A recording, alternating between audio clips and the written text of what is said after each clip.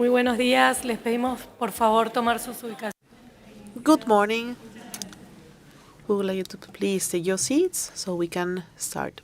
Thank you.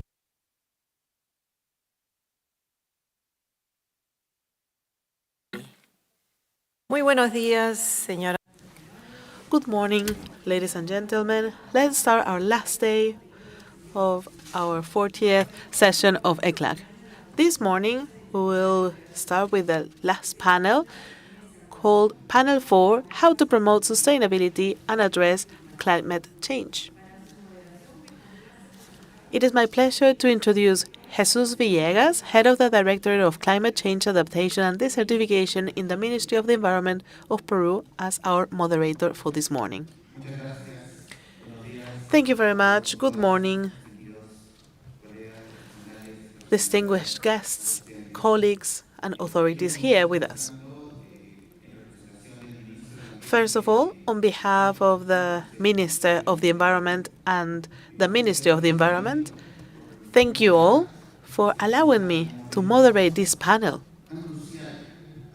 We are living a crucial time in our region and the world.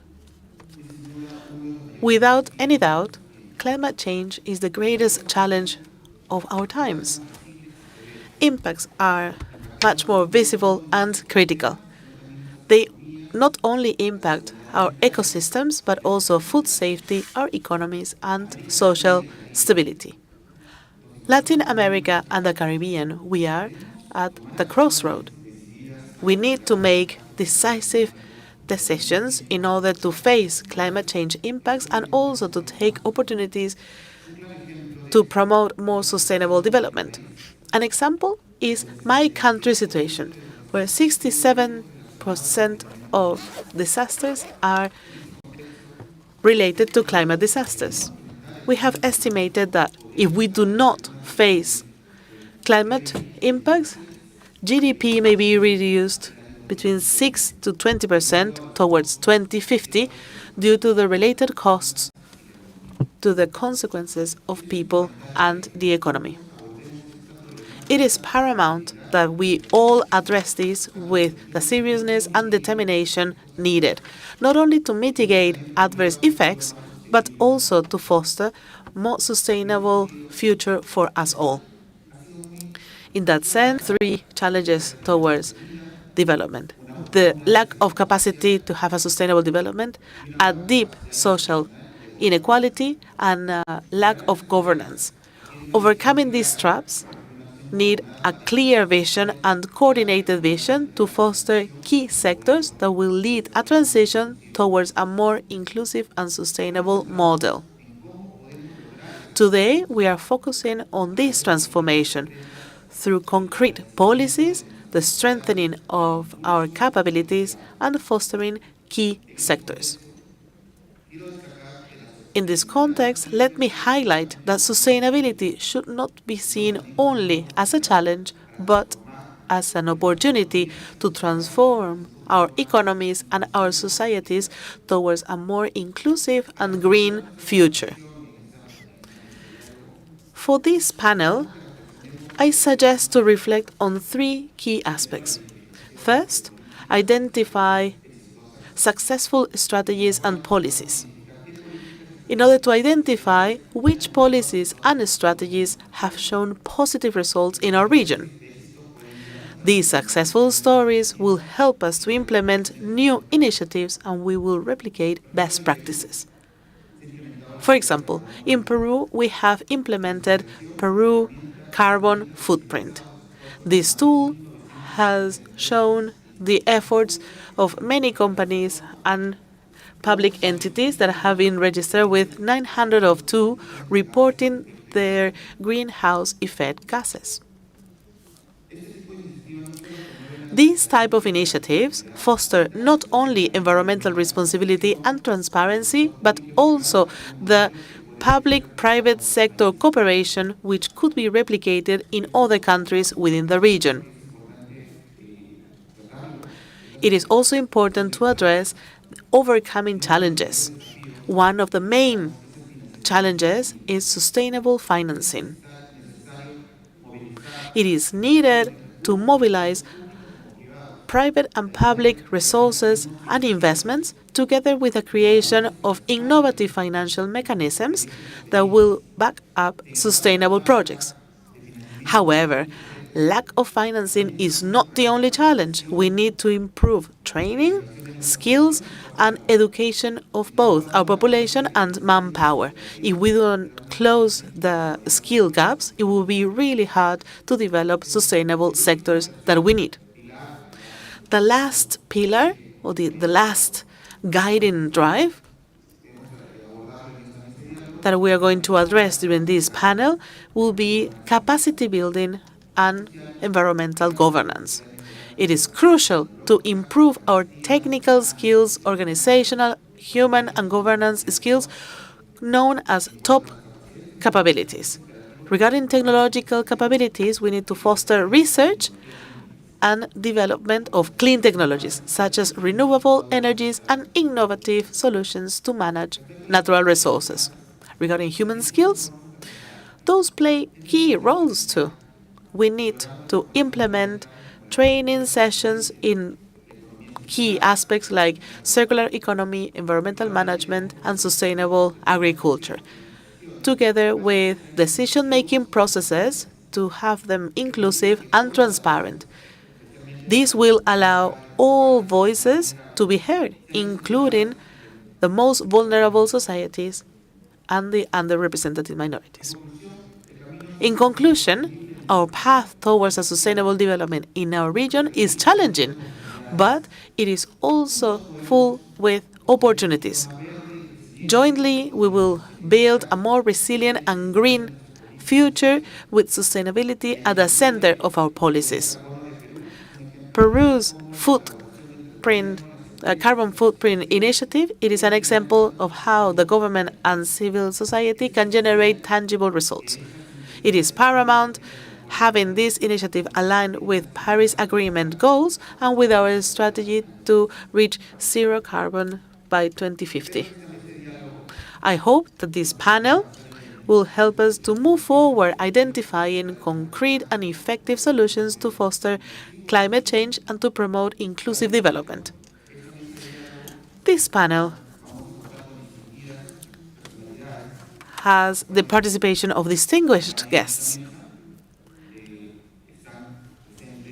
Next to me, we have Cristian Nieves, National Energy Director of the Ministry of Industry, Energy and Mining of Uruguay. Kishan Kumar Singh, Head of Multilateral Agreements in the Ministry of Planning and Development of Trinidad and Tobago. Alicia Montalvo, Head of Climate Action and Positive Biodiversity at the Development Bank of Latin America and the Caribbean, CAF. And Ana Maria Zamora del Castillo, Vice President of the Colombian Mining Association. Without further ado, with this brief introduction, I'll give the floor to our first panelist, Mr. Cristian Nieves. Go ahead.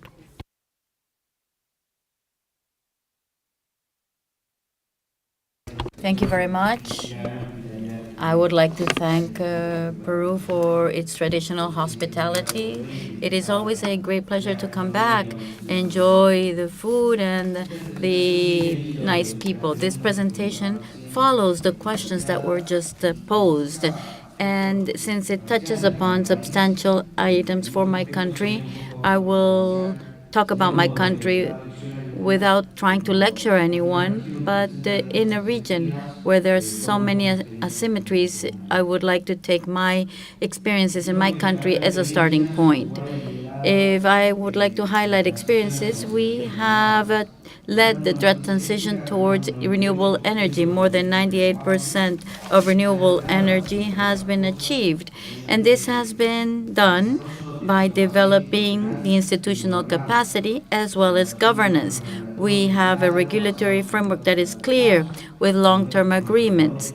This has been done with the private generators of energy. We have provided financial support to projects, and we have leveraged investments, fiscal initiatives, funding for private investment, as well as direct investment linked to the state companies from private institutions. Also, to provide this generation, we continue to build the electrical transmission energy grid nationally. We have new sources of renewable energy within this grid. This has made a system that is quite robust. None of this is done overnight. If we take a look at the latest projects in our country, in addition to the renewable energy in the electric grid, we have also moved towards zero emissions. This has been achieved by developing the forest sector. We passed a law in 1987 that made it possible for us to have an important paper and wood industry with a component that is fundamental to combine with hydrogen and make ethanol. And that methanol enables us to produce synthetic fuels. This project or these projects are a source of enthusiasm. We have a potential market by 2040 based on the roadmap that the ministry has prepared of about $200 million. Also, the energy transition policy was developed with synergies in other industries and national producers.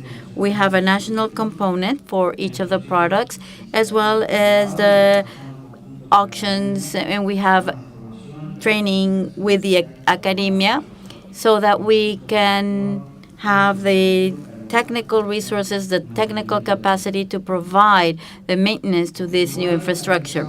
Uruguay has changed towards renewable energy. Nevertheless, we do face challenges to decarbonize certain sectors, particularly transportation, which accounts for 86% of the GHG. And to have a better idea, the primary matrix or grid in Uruguay accounts for 37% of fossil fuel makeup, where in the rest of the world it's at around 80%.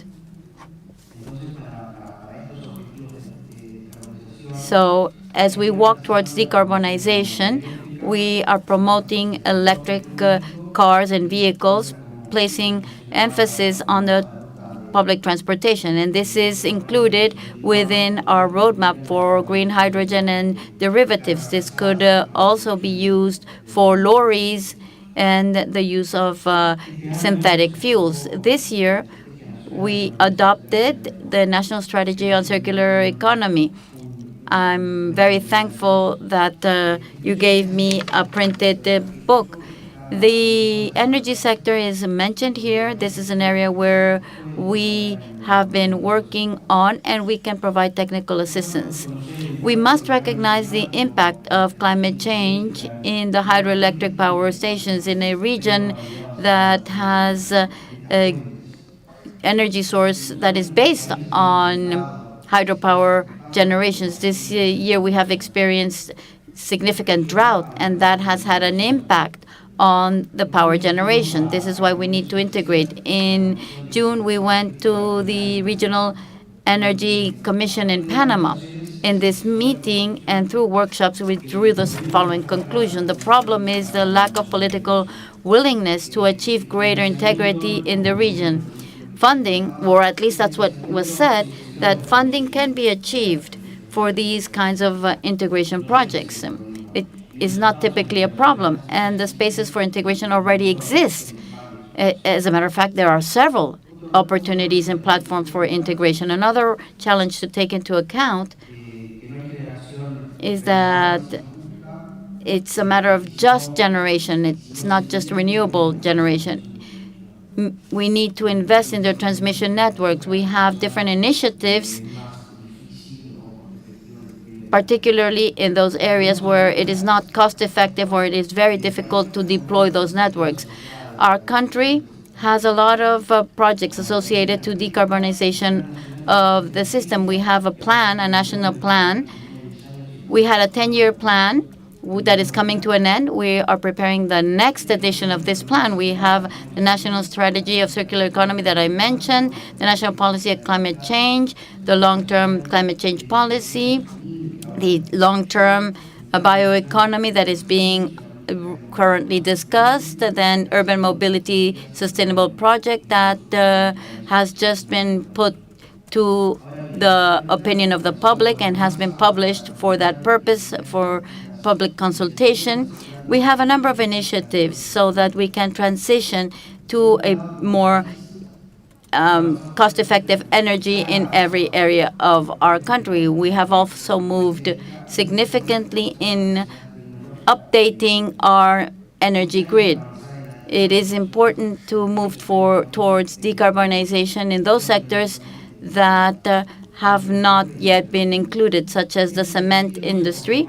In this sense, we have a roundtable on decarbonization in the cement industry. We have members from the industry, public organizations, private entities, and the academic sector. We all come together to analyze the sector, to gather data and see how we can prepare decarbonization policies for this particular sector. We have also an electromobility roundtable, which helps in implementing a new policy.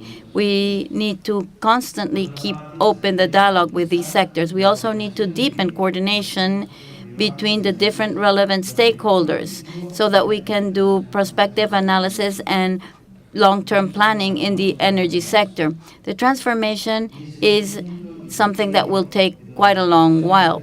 Now, once again, the energy integration at a regional level needs to be implemented. There are a number of initiatives. There are different levels that are proposing this integration, and we have an initiative in the south of the continent, and right now Uruguay is holding the pro-tempore presidency to work on this integration in energy. And there are different mechanisms at an international and sub-regional level that are promoting energy integration. So we need to work on that. We need to overcome the challenges such as unstable governments and the trap of low and weak governance and institutionality. In our case, with a renewable grid that I was talking about, we use the surplus. There are some points in which we do generate energy surplus. That is a great opportunity. We need to innovate in business models and energy saving. And as I said earlier, we have a great potential to produce hydrogen, greens, derivatives, and we can position ourselves as a key partner in the future. The last aspect that I would like to mention is the deterioration of the environment. If we don't take actions to stop the environmental deterioration and allocate resources to mitigate the effects, anything that is invested in development will have to be much greater, and it will be very difficult to enjoy the benefits of development if the planet is facing difficult situations. This is why we need to mitigate the situations. We're not alone, and we bet on cooperation so that other countries can benefit from the lessons we have learned through the past few years. We are open to any kind of South-South triangular cooperation to make the challenges necessary in our region. Development does not come isolatedly. If it fares well for us, it will fare well for the entire region. We appreciate the work of ECLAC. We're sure that we will find the keys so that every country can overcome the traps to development that each of them face. Thank you very much. Muchas gracias. Thank you very much, Christian Nieves from Uruguay. Now I would like to give the floor to our distinguished colleague, Kishan Kumar Singh, Head of Multilateral Agreements in the Ministry of Planning and Development of Trinidad and Tobago. The floor is yours. Thank you. Thank you very much, Chair. Good morning, buenos dias to all. First of all, let me just thank the CIPAL and the government of Peru for inviting me to take part in this important discussion, and in the same breath to also congratulate Peru on assuming the chair of ECLAC. It's great to be here once again in the beautiful city of Lima. I was here many years ago, many times, when we were doing the Paris negotiations and when Minister Pulga was the COP president. So it's good to be back. I will try, I have limited time, so I'll try to cover all of the issues that the chair has asked for. So I will not, for example, reiterate the challenges that we as a region, Latin America and the Caribbean, face in the context of development challenges, being locked into routine development paradigms and not being able to break free from that, including issues related to technology, lock-in, the need to enhance technology and so on.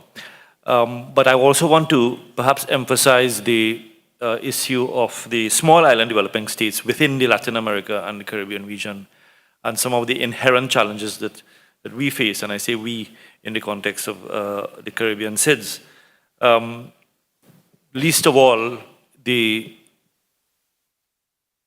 perennial exposure to extreme weather events that are now becoming more and more intense. We've just seen the complete devastation, back-to-back hurricanes in the US, in Miami, and if you look at CNN this morning or any of the news networks, you would see the trail of destruction that it has left in Miami. The thing with small island states is that while Miami or Florida is part of a wider US, the entire GDP of a country can be wiped out in 2 or 3 hours. If not wiped out, certainly debilitated to an extent where it takes years or even decades to recover from.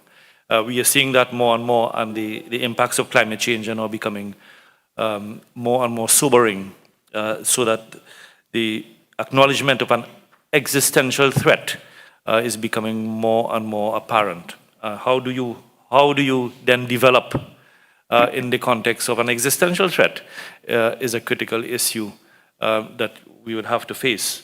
Migration is becoming an issue for small islands in other parts of the world. We see, for example, Tuvalu and Kiribati purchasing land in other territories in anticipation that their sovereignty would be lost because of climate change. So one of the questions that we have to ask ourselves, how do you plan for sustainable development when you may not necessarily have a country going forward? And then some of these discussions may seem to be futile, but we still have to persevere and limit the rate of change of climate going forward. Notwithstanding all of that, efforts in the region can be recognized, and I can only speak to those efforts that we have embarked on in Trinidad and Tobago. And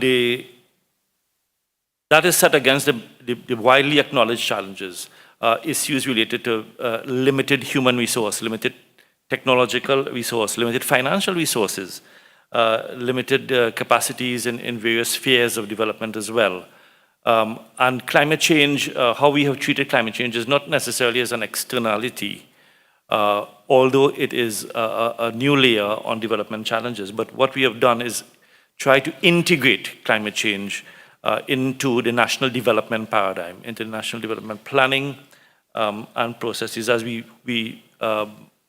approach decarbonization of the economy. Trinidad and Tobago is an oil and gas-based economy, largely dependent on proceeds from oil and gas earnings and petrochemicals. That in itself poses a challenge. All our power generation, for example, is produced by natural gas. The already clean fossil fuel, if we could possibly say that, but the cleanest of them all. The challenge now is how do you go from the cleanest fossil fuel to no emissions, which is renewable energy, to reach the capacity that you require to maintain and to sustain the kind of industrial activities that we have. We are the third or fourth, depending on which day you look at the news, exporter of fertilizers to the EU, for example. The pending carbon border adjustment measures of the EU, which will come into effect in January 2026, will pose another challenge to the goods being exported in terms of competitiveness, and therefore the impetus to decarbonize even the petrochemical industry is also becoming challenging. Notwithstanding, again, all of that, we have embarked on what we think to be the first step in creating the kind of platform upon which the development paradigm needs to be changed in the direction of climate resiliency and low carbon development. And that critical first step really is the development of what we call the enabling environment. The enabling environment being the policy reforms, the legislative reforms, the institutional reforms, the administrative reforms that are necessary to accommodate and facilitate actions towards low carbon development, towards climate resiliency. Because while we all acknowledge that finance is a problem, and sustainable financing of projects and development is a problem, but we recognize that even with all the finance that you can get, if you don't have the fundamentals in place, that kind of enabling environment to enable the kinds of actions that the finance will fund, then your development will hit a snag or a challenge. So the first step really is developing that kind of an enabling environment that will allow for the kind of development, the resilient kind of development that is required to look at climate change challenges. And to do that, we have, for example, looked at policy coherence, legislative coherence, because some of these things could sometimes be conflicting with each other. One of the critical important parts of the development paradigm, or going towards the new trajectory, is the need for public participation, civil society, trade unions. This is critically important for us. And so we are mandated in any policy or legislation development to engage meaningfully. So for example, we have developed a just transition policy of the workforce in recognition of the fact that when along the low carbon trajectory, along the climate resilience trajectory, it may have adverse impacts on workers, on energy workers, for example. So engaging with trade unions for them to understand the provisions of the policy, to get their inputs in terms of the retooling, the reschooling, the reskilling, the upskilling, the redeployment, the lateral transfer of skills to the new economy is critically important. And that is, of course, in keeping with the principle of no one being left behind, which is cemented in the just transition principles. Similarly, engaging the private sector, which is one form of financing that is sometimes difficult to leverage. Engaging the private sector is critically important. And so we are embarking on developing an ESG framework, policy framework. We already have, for example, what we call a green fund, which is capitalized by a percentage tax of profits from all businesses. That fund is used to finance community-based organizations, for example, non-governmental organizations in environmental projects, in resiliency projects, in climate change projects, so that it's one form of sustainable finance to indirectly look at the private sector involvement. We are now exploring a carbon pricing mechanism. We already have a series of strong environmental rules and laws premised on the polluters pay principle. So far, carbon pollution remains the only free pollution in Trinidad and Tobago, and in recognition of the fact that perhaps this is the most damaging kind of pollution in the 21st century in a global sense, we are exploring looking at a carbon pricing mechanism that will put a price on carbon, looking at a carbon trading policy that would facilitate the decarbonization in the industrial sector. One of the other critical things that we are looking at is through the integration of climate resiliency in the national development sense, is looking at development in light of the adverse impacts of climate change through what we call a pathways approach to adaptation, and that is assessing the climate risks in the different sectors, intervening with options that can reduce those risks, and when the risks manifest themselves again over time, we tweak, and so it's a sort of iterative pathways approach towards long-term adaptation, because the futility of long-term adaptation planning is evident in now what we see. The science is revealing to us that we don't know where the temperature is going to land at the end of the century. We are hearing between 3 and 4, and it is against that temperature benchmark that climate vulnerability is measured, and therefore adaptation is formulated. So, as part of the decarbonization as well, the challenges that we have as a fairly industrialized economy with oil and gas resources is looking at carbon capture and storage options in spent wells as part of decarbonizing the emissions in that sector.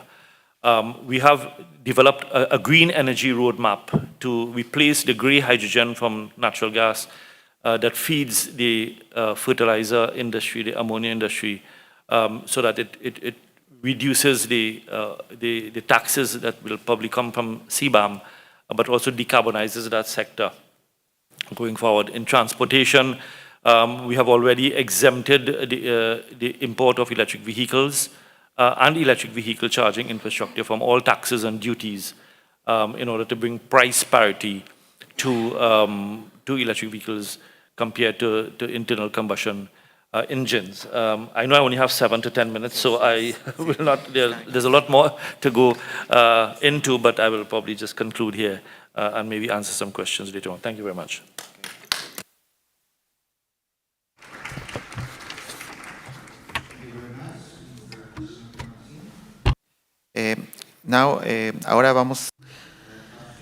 Now we'll give the floor to distinguished professional Alicia Montalvo, Head of Climate Action and Positive Biodiversity at the Development Bank of Latin America and the Caribbean, CAF. Good morning, everyone. Thank you to the Peruvian government for their hospitality. It is always a pleasure to enjoy the gastronomy here. And of course, thank you very much to ECLAC for inviting CAF to this 40th session and to participate in this panel that addresses for us one of the key aspects from the Development Bank of Latin America and the Caribbean. I have a brief presentation, but I will just use it as reference guide because I would like to refer to the amazing report that has been presented, that it is not only has been done in depth, but it is quite useful. But sometimes that is a challenge, to have reports that will truly contribute from the analytical point of view, but also from a practical perspective. And for CAF, it is paramount to be able to use these useful tools. So this is part of the initiative that we are implemented, which are quite aligned to this report, and this will allow us to go in depth in our actions. As you all know, let me share with you our growth during the last few years. Since 1970, we were only 5 Andean countries. By 2024, we are already 21 countries, and we are keep growing specifically towards the Caribbean. And as we have heard from Trinidad and Tobago, for us working in the Caribbean, it is an important challenge, mainly in the aspects addressed here and related to climate change impacts and the transformation in this region. We all know about the huge green financing gap in Latin America and the Caribbean. I will not stop at the numbers, but just a couple of graphs will give us the scenario that we are experiencing. This is from the commitments that we undertook more than 10 years ago within the climate change agreement. Recently, green financing has skyrocketed. Countries, bilateral agencies have recognized the necessity of growing and expanding their financing. But if we compare them to the necessities that are in pink, we are still far away from what it is needed. Therefore, we have a challenge that has been stated on the report, and financial institutions such as CAF, we need to address them. Also, us, as a Latin American and Caribbean institution for our own region, we are part of this South-South financing effort referred to on the report. I believe that we have the authority to talk about representativity. Indeed, in our agenda, we are always guided by shareholders' and clients' needs, and that, in such a way, allow us to give us a different identity compared to other financial institutions. Sometimes financial entities have the funding investors and that come with some restrictions. But representativity and legitimacy really mark our CAF work, which is quite passionate. This slide, I know that is a little bit convoluted, but it shows that we still feel participation of concessional debt regarding climate change. Most of financing comes from private sector, approximately 50%. The other 50% comes from the public sector, from national development banks, national institutions. However, there is still little financing from concessional debt and donations.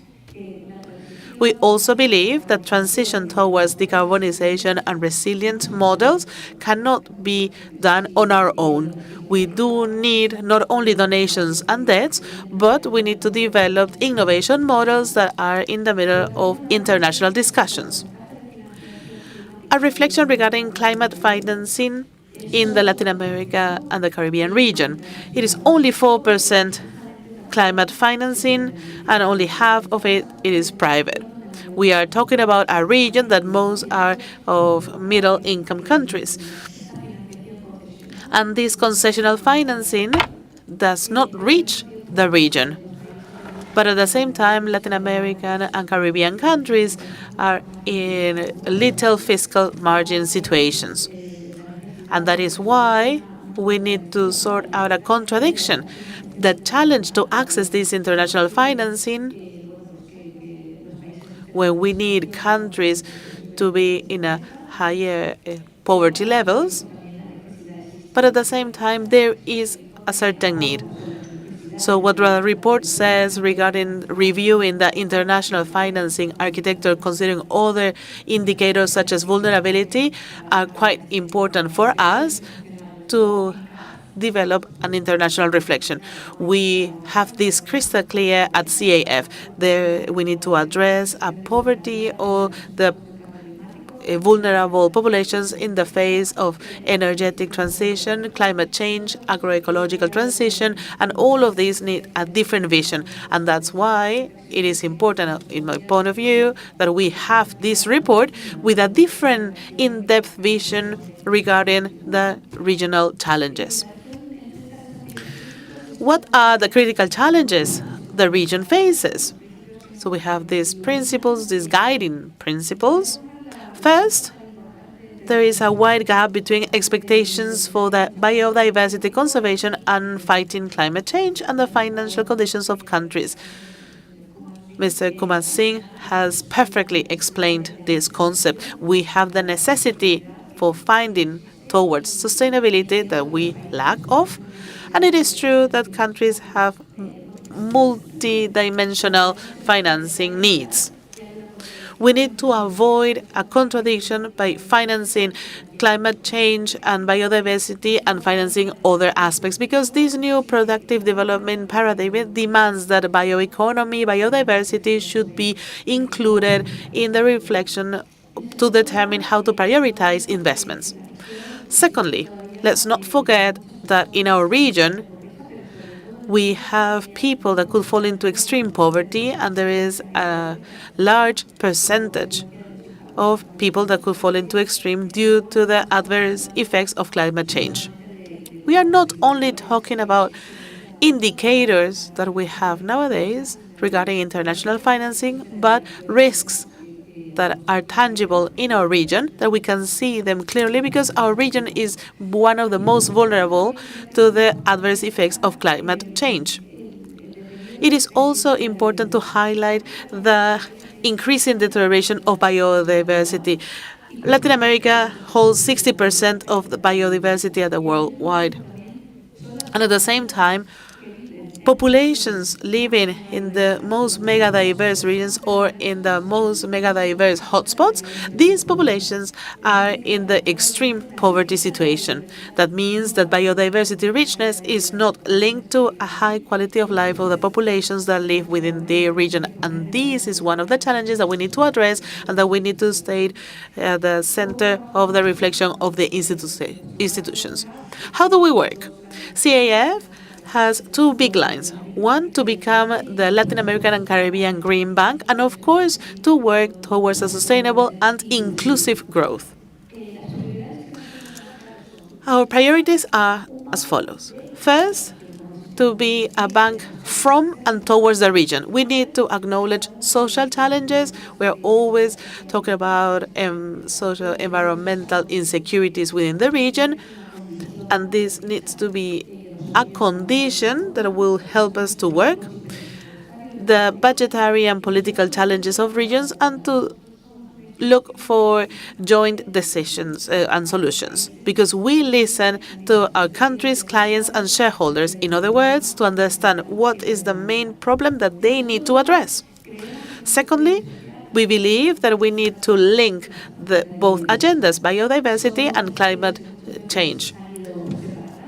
Sometimes these two have been in parallel, and solutions contributed towards climate change have been deteriorating biodiversity. And in other cases, we can see that carbon market problems, we are reading that they do not have the necessary integrity, these carbon markets. At the same time, we are convinced that the regional biodiversity is one of the most important solutions to fight against climate change, because Latin America and the Caribbean emissions comes not from the energetic sector, but from the use of the soil. In other words, deforestation and agriculture. We need to work in the two aspects, biodiversity and climate change. We need to consider these circumstances together, and as long as we do this, then our solutions will be more efficient. Of course, adaptation and resilience, that is paramount aspect. We have seen it that up to 30% of GDP per capita could be lost as a result of climate change. These are terrible numbers. We believe that this should be on the top of our agenda, adaptation and resilience, and the proposal of non-dissociation adaptation from disaster risk reduction. We need to reduce risk from disasters, and that is hand in hand with adaptation. Sometimes they run in parallel in national agendas, but fortunately, nowadays a new trend is to link them both. Fourth is to value ecosystems. We are working towards an ecosystemic vision, including individuals as part of this vision, but as a comprehensive vision that should exceed country-by-country vision. Of course, all ecosystems do not understand of political limits. For example, the Patagonia, the Caribbean, the Mesoamerican corridor, the Amazonian region. We need to talk about integral solutions, and that is quite complicated in an institution that works with countries, but we need to see the region as a whole. Also, this is related to what just was mentioned, that to work in the integration in the region with world presence. We have been lately working mainly with initiatives such as the Brazil Agreement in topics that we need to address challenges in a comprehensive and regional manner. Therefore, these are our targets. Reach 40% green approvals by 2026. We undertook this commitment in 2021 when we increased our capitalization. We were in the 20% level, and CAF was not an institution with a green agenda at the core of our activities. Of course, we've always complying with social environmental safeguards, but now this is a new commitment from our shareholders. We are working with ocean and blue commitments, and this is a very important agenda. In my opinion, this is not pushed enough in a region that out of the 90% of countries have a coastline. And of course, countries such as the Caribbean countries, they live completely from the ocean. We are intensively working in this matter. We are also aligned with Paris Agreement that as from 2026, all our new operations will be aligned with this Paris Agreement. Also, we have set adaptation and resilience with a commitment of approval $15 billion for climate change adaptation in the period 2023 to 2030, and also working in the ecosystems to protect the Amazon within the green coalition that exists to protect the Amazon. 3 pillars of action.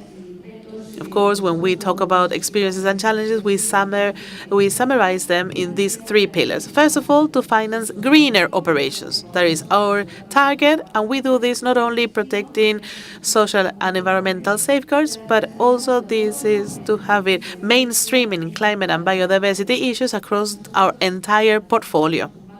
We are mainly a bank that invests in infrastructure, water, energy, education. We believe that all components can be impacted and can be greener, not in an unreal manner, but in a more practical way, and to include greener components in each of our projects. And we can see this at every sector. Of course, more resilient infrastructure, greener materials, so on and so forth. Also looking for our own investment portfolio in biodiversity agendas. Sometimes this is not easy because biodiversity is a component of other projects. Secondly, increasing the flow of green resources, not only catalyzing our own resources, but with innovative capital market mechanisms, working and supporting countries to issue green bonds, working in warranties, with new instruments that will reward the environmental assets, and working hand in hand with green funds, with Climate Green Fund or the Global Environment Facility, Adaptation Fund. We believe that these funds can be catalyzed with our own resources. And something that is quite hard to point out, to become a more greener institution, because sometimes we have some challenges that we are not up to the level. How do we behave? How do we consume energy, or we stop consuming it? How do we manage our travel agendas? How do we manage our waste? So I believe that we are creating innovations that could be a point of reference. Of course, finance greener operations, it is one of our main pillars and has to do with these driving sectors. Energy, water, transportation are those set up by the report. Let me just mention that we also have instruments to support greener projects, technical cooperation of facilities. We have tools to finance green projects, innovation, and we work with green funds. Okay, I'll stop here, and I apologize if I have exceeded my time. Thank you very much. Muchas gracias. Thank you very much, Alicia. Now we would like to give the floor to the next panel member, Ms. Ana Maria Zamora del Castillo, Vice President of the Colombian Mining Association. Ana Maria, the floor is yours. Good morning to all of you. I would like to greet Mr. Salazar, Executive Secretary of CEPAL, the government of Peru that has welcomed us in a warm manner, and to all of those who have contributed to this very successful session. and greet all of you who are here in this room. I would like to value greatly this invitation. It is a sign of the commitment that ECLAC has in involving not only regional visions, but also public-private visions, including the mining sector. The mining sector is at the eye of the hurricane or at the center of the conversation in many of our countries. To begin with, I'd like to mention some information from Colombia that necessarily set the scene for what I'm going to mention. Colombia is the most biodiverse country per square kilometer. It has more than 300 ecosystems, both on land and on sea. It has 63 natural national parks that account for about 20 million hectares. 15% of our territory belongs or is linked to the national protected area system. And though we're proud of all this, it makes us also more vulnerable in terms of the social, economic, and environmental aspects. We have a long legal tradition that is green. Our constitution is called a green constitution. Our legal system is quite developed, not only on environmental related matters, but also in citizen participation, inclusion, and linking with ethnic communities. In turn, the mining sector accounts for 2.4% of the territory. 0.8% is assigned to exploration and 1.6% is currently under production or exploitation. And these are important sources of revenue, not only through the royalties, but also through environmental investment, as this table shows. You can see here the blue line, which shows investment for the last 6 years. This is the investment of the private sector in mining. The yellow line is the budget assigned by the Ministry of the Environment. I am mentioning this just to show you how little resources are allocated to sustainable development activities and the need to not set aside a sector that is constantly contributing to the development and improving the conditions of the environment in these regions. The global context, I'm not going to go into too many details because we all are well aware of it. There are complex geopolitical conditions. This has an impact in commercial relations. The commodities prices are high, and there is an increase in the demand of minerals. In addition, the WWF has told us that priorities of greater interest have changed. Global warming, the relevance of social and environmental aspects, the need to have a sustainable, inclusive, safe global system, climate action are elements that need to be implemented, and this is something that is present in every conversation we undertake. In this context, I would like to move on to the kinds of actions that a country like Colombia and a sector like the one I represent can actually take and believe are priority actions. First, we need to control deforestation, more particularly the one that comes from illicit activities that are not subject to any kind of measurement or control in our territories. And day after day, they are creating a greater impact in all the productive sectors of a country like Colombia. Then to contain illegal economies, this is closely linked to controlling deforestation.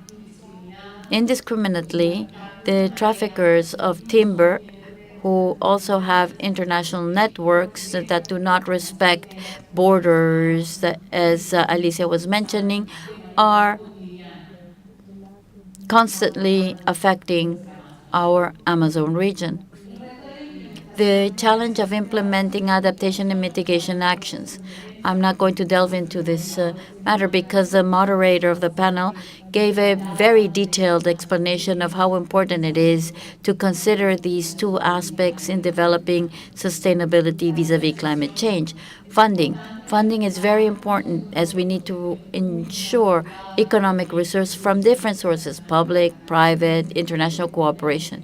Together, we need to join efforts to face these challenges and to transition into a sustainable development model based on the energy transition. Now, I would like to place greater emphasis on this last item, as I see that the greatest challenges are here for a sector like the mining, where I work. But there are also great opportunities. In the global world, there are different transitions that are happening simultaneously, but they are different. We are transitioning from an extractivist model towards a just transition towards critical materials and renewable energies. And the entire environment that arises on the basis of critical minerals. These transitions may be desirable and are worth praising, but they're very hard to achieve, and they are not free from risk for developing countries.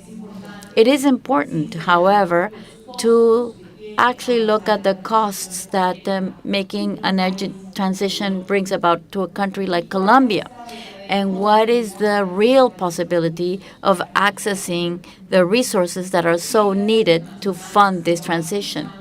There are different international studies that show year after year that there is an increase in the cost of transitioning. There are some estimations of which sectors require more funding, and the table that I'm showing right now is quite revealing. Energy generation, transportation are the ones that require the most resources to transition to this new scenario that we foresee. We also need to weigh the risks for developing economies that highly depend on fossil fuels. Colombia, more specifically, though it is not a mining country, but has mining potential, those 2.4% of the GDP come from export of carbon. And we understand that we wish to migrate away from carbon in the short term. But in those economies that depend on this type of resource, there are a number of resources, not only for public financing, but also it reduces revenue for other areas that require investment, and we need to cut down on expenses. So it is very difficult for us to reduce our emissions. 15% of global investment in renewable energy comes to our countries, but the figure is way from being sufficient. Funding is fundamental to prevent the transition from affecting disproportionately workers, communities that depend on these kinds of industries. In Colombia, in the mining regions, the economic dependency can be as high as 70%.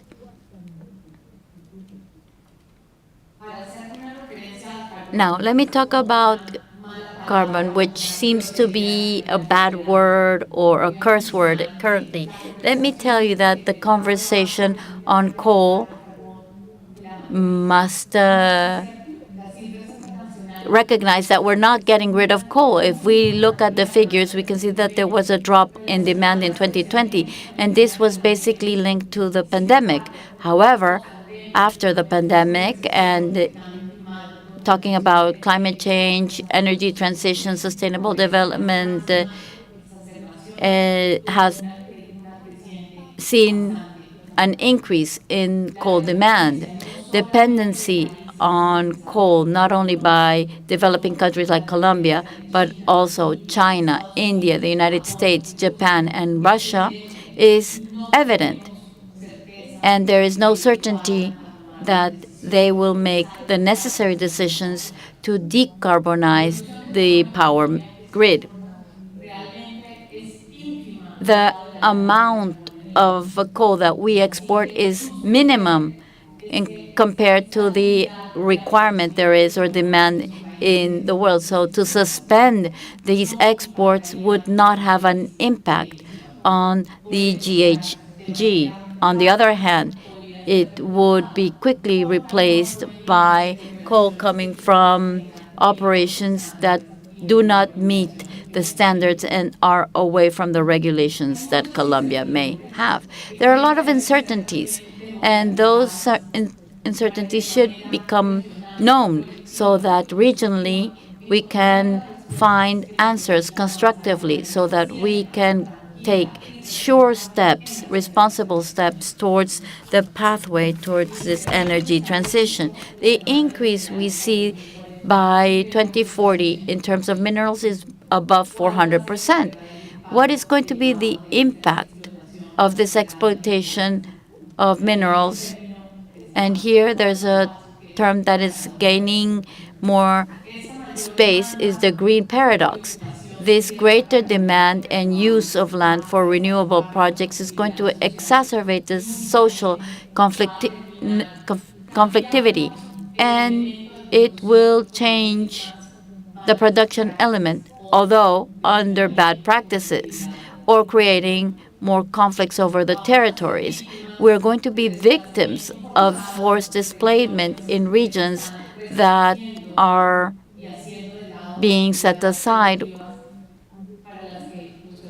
and productive activities will not be carried out, even though we have been preparing those territories for a long time. There is a high cost in moving towards an energy that is circular. The resources are still deficient. Developing countries will be condemned to be consumers of technology. Or can we, through the participation of our experts, have a room in the global economy and in the global geopolitics? Industrial dependency and geopolitical control are no little items. 80% of the processing of rare land and 60% of the production of batteries are concentrated in one single country. The opportunities are diverse, and this is what we seek to work on. Obviously, we need to diversify the energy grid.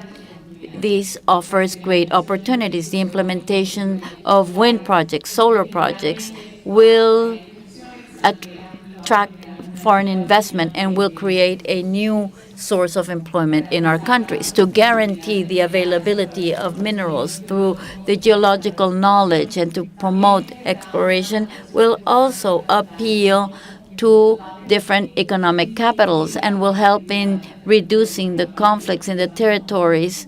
And Colombia, unfortunately, is very famous for that, because when you know what you have, you can make informed decisions, and consensus will be achieved in a quicker manner.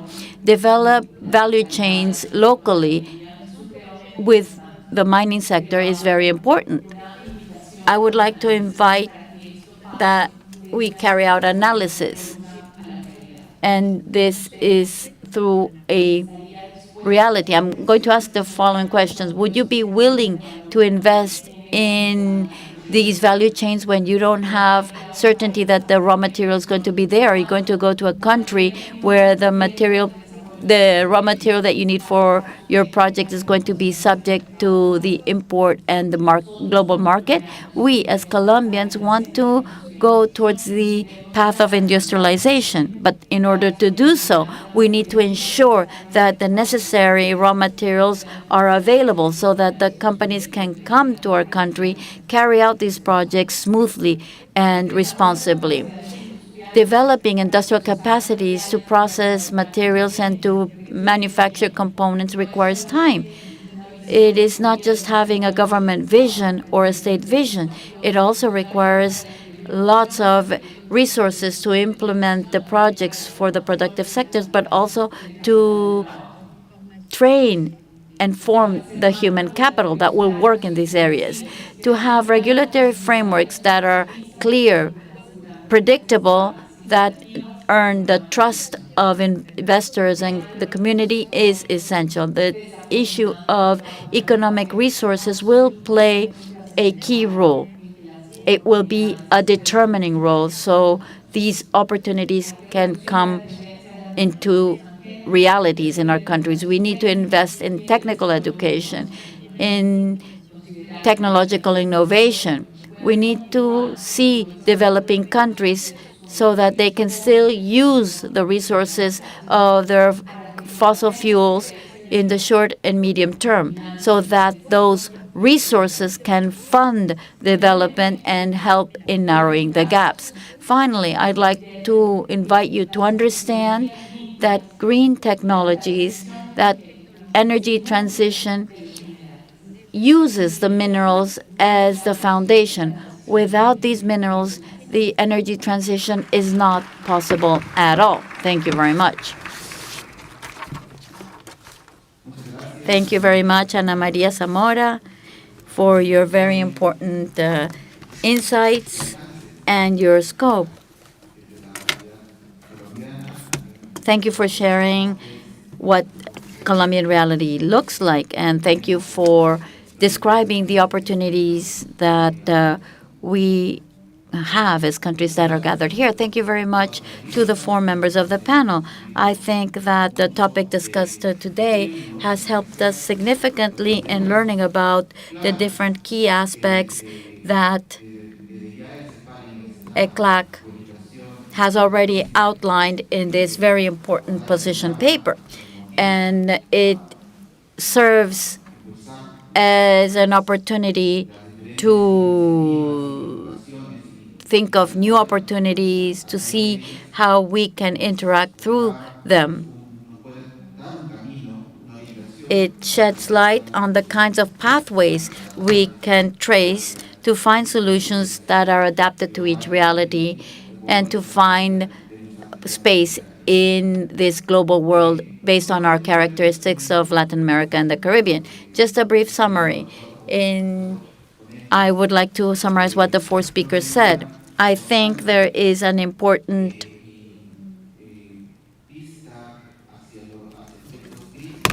trait towards critical aspects that impact the conditions that are required so that the efforts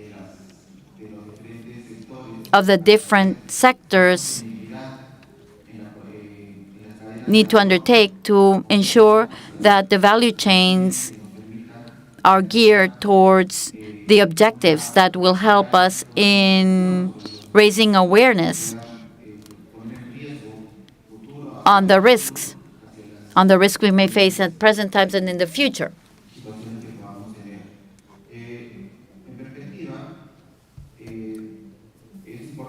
It is important to highlight that the speakers have mentioned very important aspects, one of which is the need to have agreements.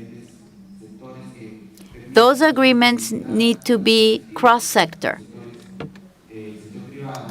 and they need to include the private sector, the local communities, since they are there and they have a perspective and idiosyncrasy to value the reality, their natural context, as Christian and Kishan have mentioned.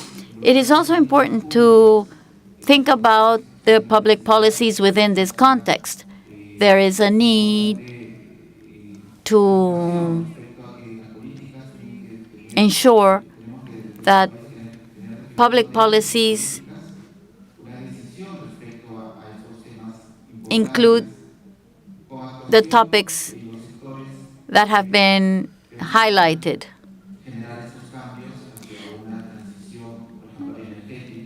We need to ensure that the right decisions are made so that we can transition towards a cleaner and sustainable energy grid, for example. We need to have different kinds of mechanisms, such as fiscal incentives, that will drive those changes.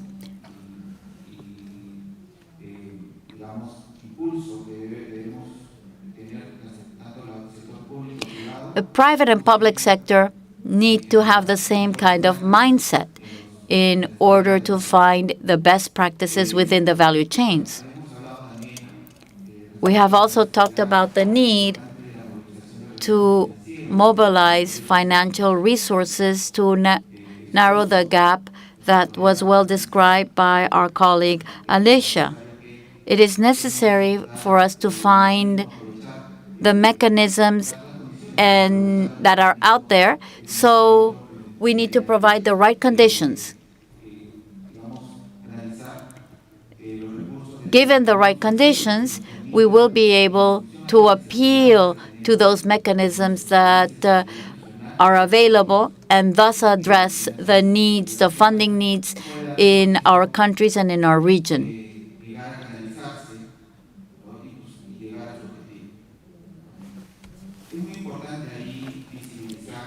It is very important to emphasize the areas that will be considered priorities. There are many productive aspects that also favor sustainable development, climate adaptation and mitigation, among others. Then Christian Nieves of Uruguay mentioned some examples, such as transitioning towards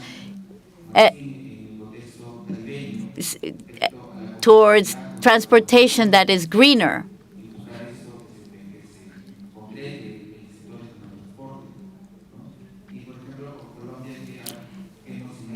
In the case of Colombia,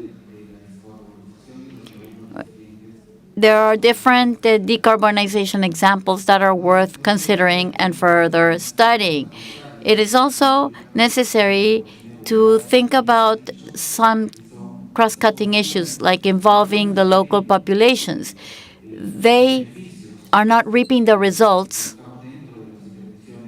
that we hope to get. So redistributing that benefit will help in having a just and fair transition. I would like to finish by saying that perhaps we need to find a way in which we can properly articulate all these items. And this can be done regionally and domestically.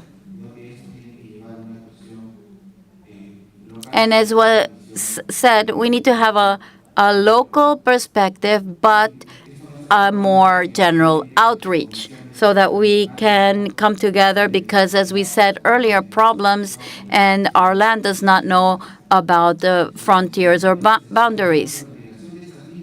There are different platforms and mechanisms that are joining and bringing together those mechanisms that are already there, and we just need to take advantage of them. We need to see how we find opportunities of convergence, synergies through the different energy world committees that are already working in the energy sector, the environment, and so on and so forth. As a member of the Ministry of the Environment, we commit ourselves to continue working on this field to face climate change, finding sustainability. Once again, I would like to thank the invitation ECLAC made us, and we have been able to learn much from our fellow panel members.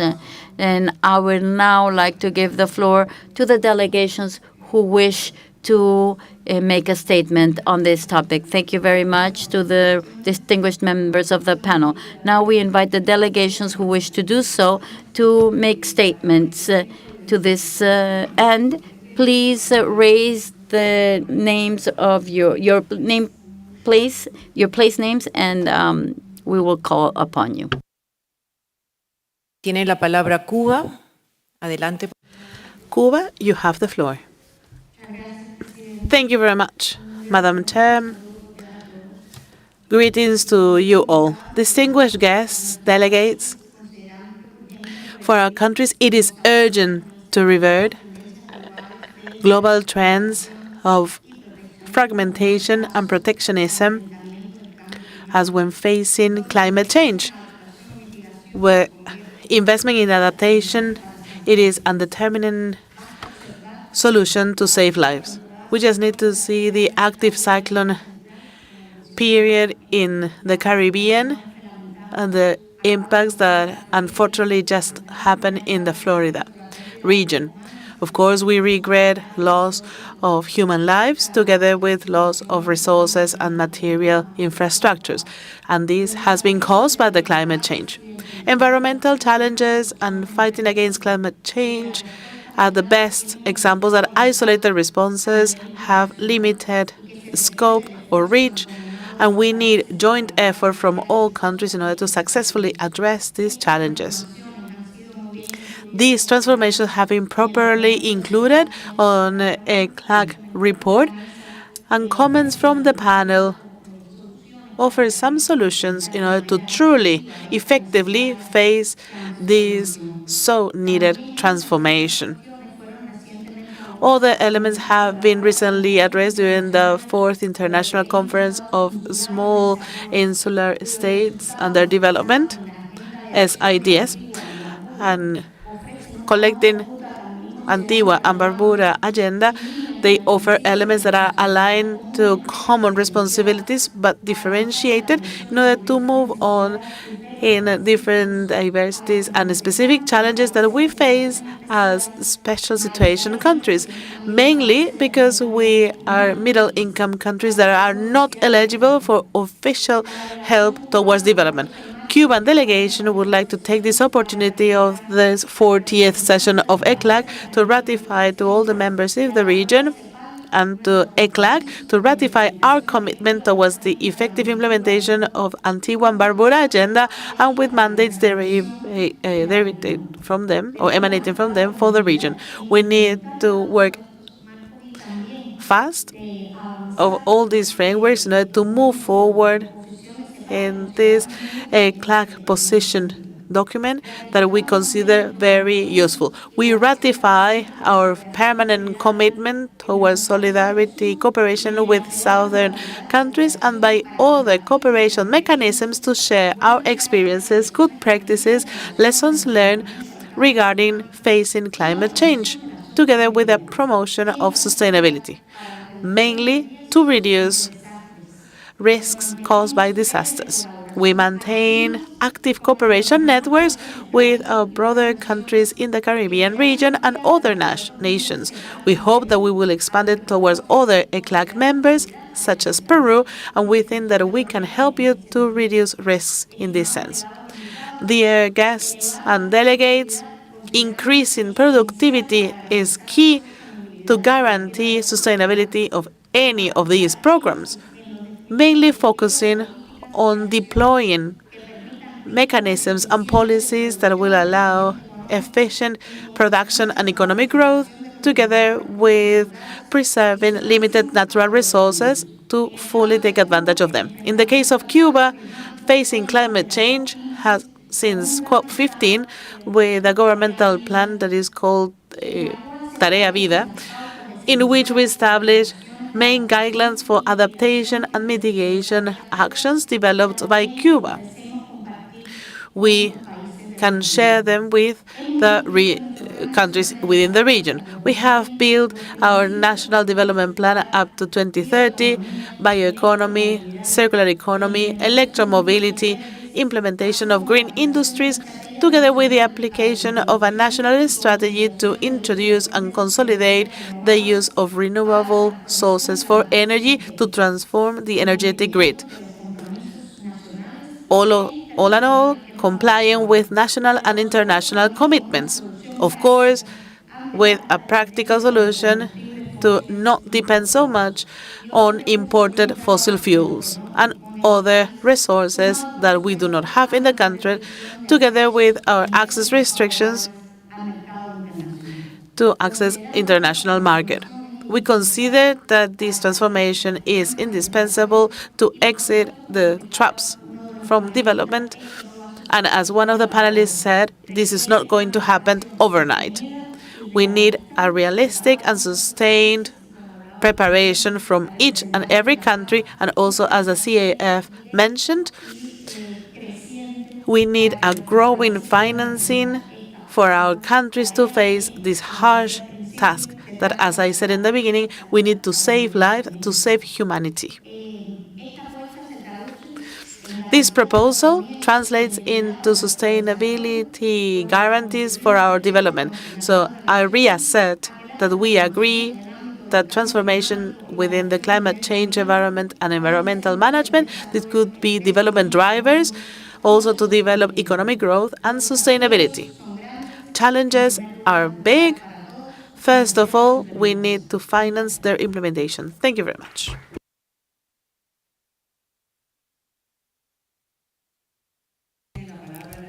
Thank you very much. We'll give the floor to Brazil.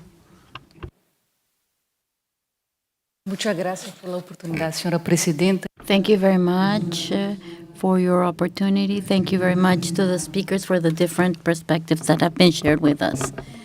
Since we're talking about the policies and strategies that are successful, we would like to share Brazil's experience in the policy to fight against deforestation. Our program to fight against deforestation in the forest that was created in 2004 helped in reducing deforestation by 83% until 2012. In the current phase, we want to reach the zero deforestation rate by 2030. And we are deeply committed in achieving this ambitious goal that is based not only in the action to control the use, but we also have incentives to keep the forest standing. We have stimuli to bioeconomy. We have cooperation with other countries that also have the Amazon, like Peru, who is also our host today. Another topic is funding, and we would like to mention how important it is to negotiate this topic vis-a-vis COP29 and COP30. A decision on funding is perhaps one of the key expected objectives of COP29 in Azerbaijan this year. We understand that the new collective objectives that can be quantified should respect the principles and the different provisions of the Paris Agreement, and to take into account the needs of developing countries and include different aspects that may measure qualitatively the impact and can be translated into climatic action and vision. Brazil clearly understands that other urgent priorities may not be set aside, particularly for developing countries, such as combating hunger and poverty. Just transitions with low-carbon economies based on sustainable development greatly depend on the potential we have to effectively combat climate change. This will help in narrowing the inequality among countries and within countries. Finally, Madam President, since Peru is going to hold the COP30 in the Amazon city of Belém, we believe that to correct the path of the world to the 1.5 degrees centigrade, it is essential that developed countries, advance their commitments from 2050 to 2040. We understand that countries in the G20 should also undertake their commitment for the whole of economy, as Brazil is already doing. It will also be essential to strengthen international cooperation within the context of sustainable development and the efforts to eradicate poverty. Our expectation is that COP30, to be hosted by Brazil, be an inflection moment to reflect the need to move forward in the 5 pillars that we have set for climate: financing, mitigation, adaptation, training, and technology. We hope that the other members of ECLAC will work together with us in this objective. Thank you very much. Muchas gracias. Thank you very much. I give the floor to delegation of Jamaica. I also thank the panelists for their contribution to our discussion. Madam Chair, The challenge for us as small island developing nations is being on the front lines of crisis, not of our doing. We're forced to pay an economic and social price beyond our ability to manage. Small developing economies reliant on sectors which are vulnerable to climate patterns, such as tourism, agriculture, and fishing, are significantly affected by the ongoing rise in sea levels, changes in weather patterns and temperatures, and increasing intensity of natural disasters.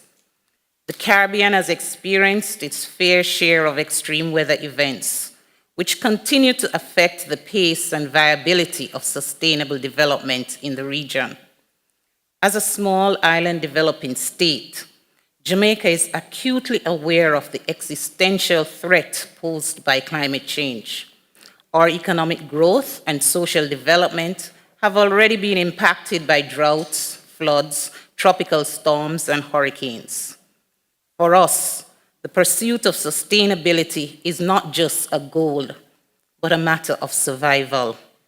With 90% of our GDP produced close to our coastal region, building our resilience and receiving a substantial support for loss and damage have evolved from being mere concepts to imperatives for Jamaica, which is located in the second most disaster-prone region in the world.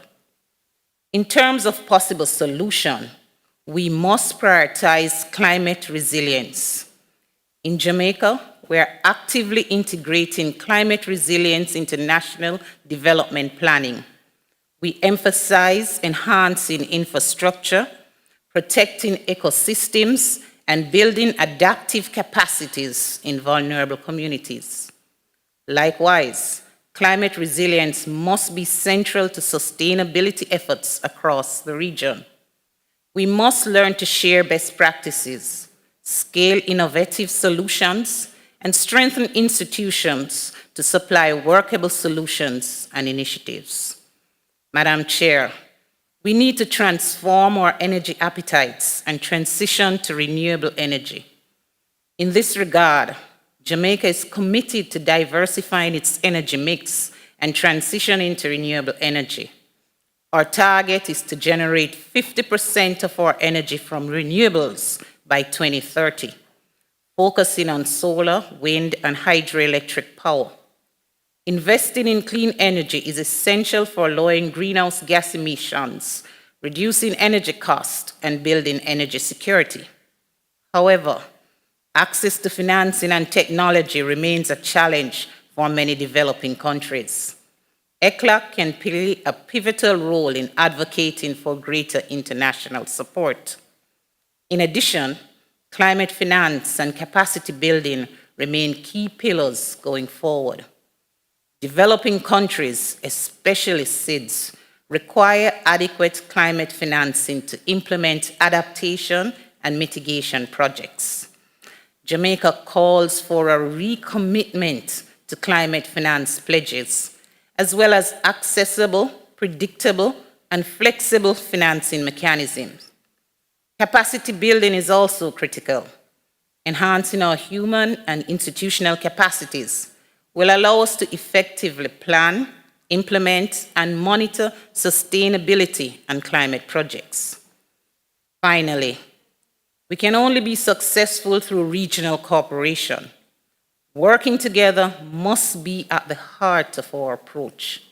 By leveraging platforms like ECLAC, we can foster partnerships that drive coordinated climate action, technology transfer, and knowledge exchange.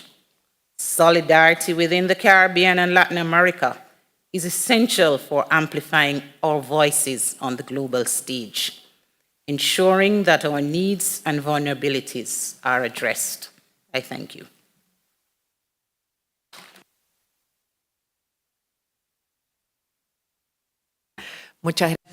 Thank you very much.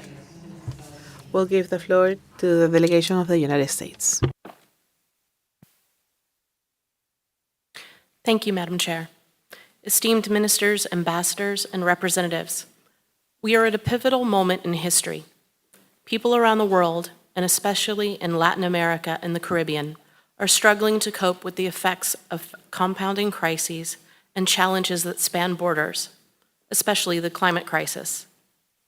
This is the decisive decade for tackling the climate crisis, and the Biden-Harris administration is advancing bold efforts at the nexus of decarbonization, energy security, and energy access, including in urban spaces. Cities are responsible for about 70% of all greenhouse gas emissions and consume about 70% of energy supplies. And the Western Hemisphere is the most urbanized region of the world. This means that subnational leadership on climate action is key to making climate progress across our hemisphere. To meet the demands of substantive and sustainable climate action, the United States is promoting and expanding an initiative called Subnational Climate Action Leaders Exchange, or SCALE, which provides a collaborative platform for local-level leaders working with key stakeholders to strengthen capacity, knowledge sharing, and policy frameworks for solution adoption. At the 9th Summit of the Americas in 2022, President Biden announced that the United States would host an inaugural City Summit of the Americas and launch our flagship urban program for the Western Hemisphere, Cities Forward, at that summit.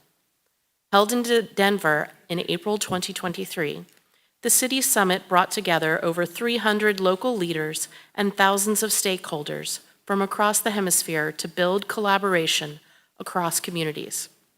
Now a year and a half old, Cities Forward has paired 12 cities in Latin America and the Caribbean with 12 cities in the United States to support mutual learning and develop sustainability action plans. These plans are city-led, inclusive, and help vulnerable, underserved communities become more resilient to the impacts of climate change. These are just some elements of our broad suite of decisive actions to protect our future together.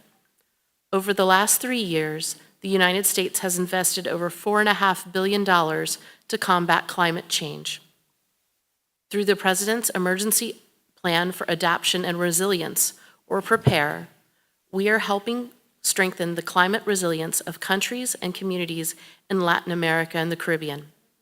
We have bolstered efforts to increase inclusive access to climate finance for our developing partner countries and are supporting their efforts to reduce greenhouse gas emissions, increase clean energy access, and halt deforestation to preserve carbon-critical landscapes.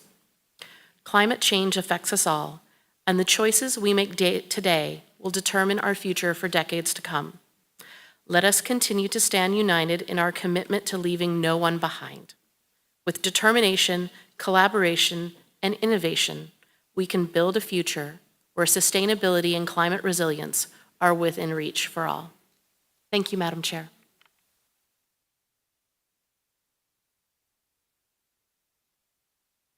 Muchas gracias. Thank you very much. We'll give the floor to delegate from St. Lucia. Thank you very much, Madam Chair. Chair, I first would like to thank the panelists for their invaluable contributions to this very important and urgent conversation. Chair, I infer agreement with those who spoke before me that the impact of the climate crisis is well documented and it's an objective reality that we cannot escape. But let me, of course, begin my brief intervention by accentuating the fact that even as we speak, the climate crisis continues its decimating march across the environmental, economic, and social fabric of our region. However, COP after COP after COP seem to be placing implementation of decisions under arrest. If we are to make progress, Madam Chair, we must utilize all available mechanisms of change, including the Summit of the Future, to usher in a new social order with realistic objectives and detailed programs. If not, we are going to evade the clear course of duty that confront us. if these do not instigate concrete responses within the decision-making bodies of states in this planet, it will cast a shadow of doubt on the integrity of those mechanisms of proposed change. Of urgent importance are renewed focus and decisiveness on the part of the governments of the planet. If this happens, the confluence of possibilities are limitless. And of course, we can move into the process of change in the economic sphere, and of course, more efficient provision of quality services, increased social cohesion, and reduction of the paradigm of exclusion prevalent among sections of our respective societies. I end, Chair, by accentuating the need for a very peaceful global environment. I think it's a necessary precursor for us to achieve a stable macroeconomic framework, because a stable macroeconomic framework is important for us to deal with poverty, for us to deal with inequality, for us to deal with social exclusion. So if we are to progress along a new line and to, of course, chart the post-COVID trajectory, for us to place ourselves on a more sober and realistic level to address the problems that confront us all, big and small. This is why St. Lucia always supports multilateralism as a vehicle to tackle those issues, because we believe that multilateralism provides a framework for us to match our basic need with greater possibilities. So, Chair, I close by again having this trumpet call to like-minded countries for us to do something about the challenges that confront us. I think it is within our sphere of competence. I think the intelligence inherent in us can allow us to proceed on a new path, a path of practical commitments, a path where we can come together and create that new period in our current history. Muchas gracias.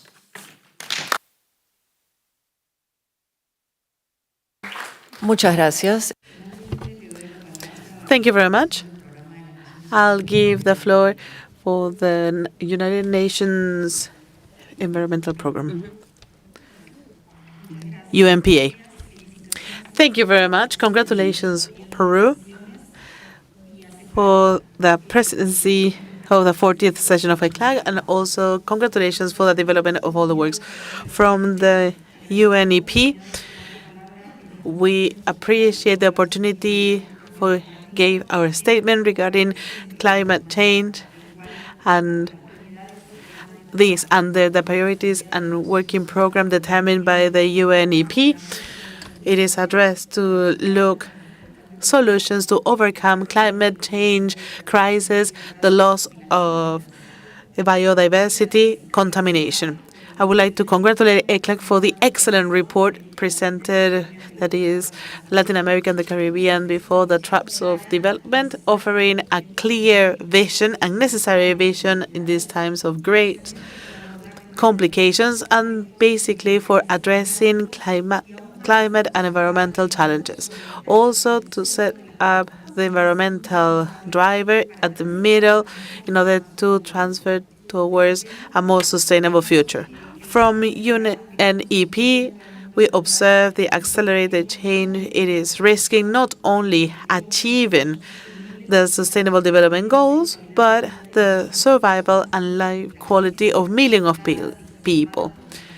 Interconnected crises exacerbated by our actions directly impact our food safety, the air we breathe, the water we drink, and resources that support our societies. Our region is one of the most mega-diverse in the world, as it has been said. However, we have witnessed an alarming reduction of many habitats. They have challenges, and also our cities are facing contamination, waste management, and bad air quality problems. Let's remember, biodiversity is not only the base of live on Earth, and also a fortress against climate change, but also for our well-being and better economies. These challenges require a comprehensive and coordinated response. We cannot ignore, and we have seen clear examples that the most vulnerable communities, including indigenous peoples, women, those living in poverty condition, they suffer this crisis in the worst case. This also shows an injustice that we cannot delay to face. We have been pioneer to recognize human rights. However, the exercise of this right, it is limited in many cases due and weakening the right of law in environmental aspects. This year, the 3 conferences from Rio Convention, we will celebrate the Convention of Fighting Against Desertification, COP16 from Biological Diversity Convention that will start, and COP29 of the United Nations Environmental Change Summit, the UNCCC, and this will continue within the international agenda with climate change COP30 at Belém. Under the presidency of Peru at the forum since October last year of the Ministers for the Environment, there was a special session of this forum that was celebrated in Rio de Janeiro last September to discuss regarding climate action to protect biodiversity and to restore the soil as a preparation towards these international conferences. Rio meeting allowed our ministers from the environment could discuss priorities and find points of agreement to, in a more effective manner, address global discussions. Discussions during these sessions reflected a sense of urgency to face climate challenges and environmental challenges in a coordinated and jointly manner, with a comprehensive vision that would consider Latin America and Caribbean priorities as a preparation for these conferences.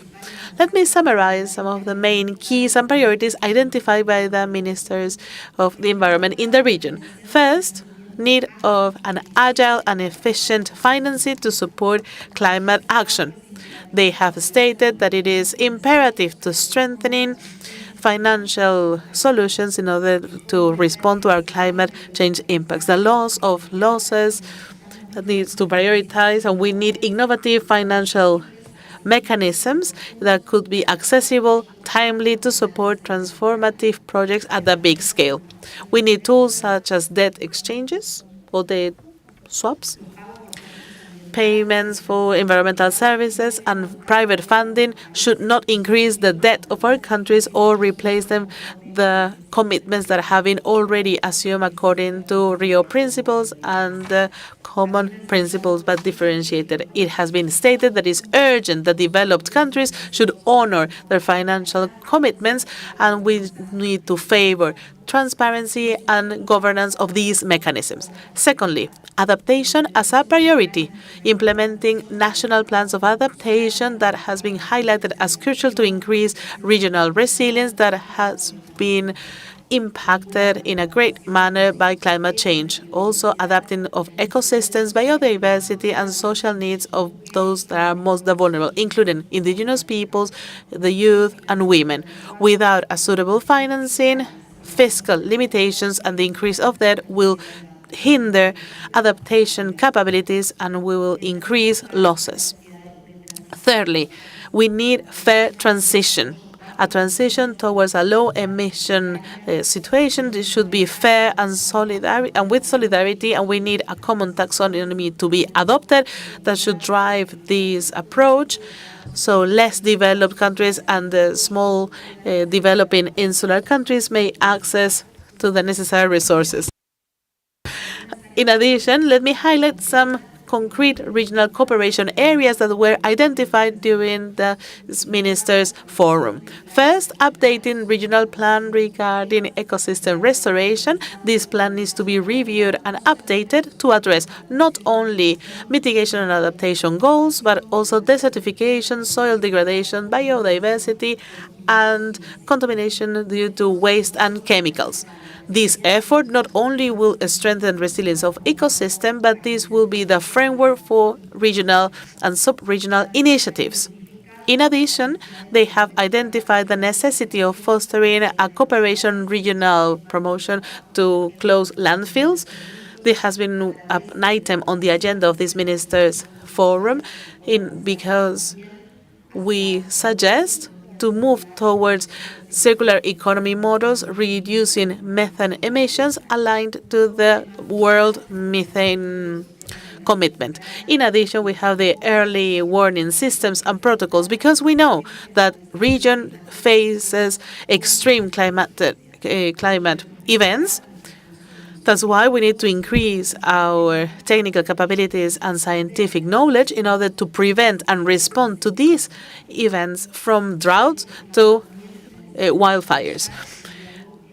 It has been highlighted the need to reinforce dialogues with financing entities because the development banks that will be essential to address ambitious financial packages that support initiatives such as early warning systems. We highlight also the water agenda, addressing the relationship with management of biodiversity, climate change, and soil degradation. We are working from the regional of UNEP in coordination and cooperation with other UN agencies and programs as part of the UN system.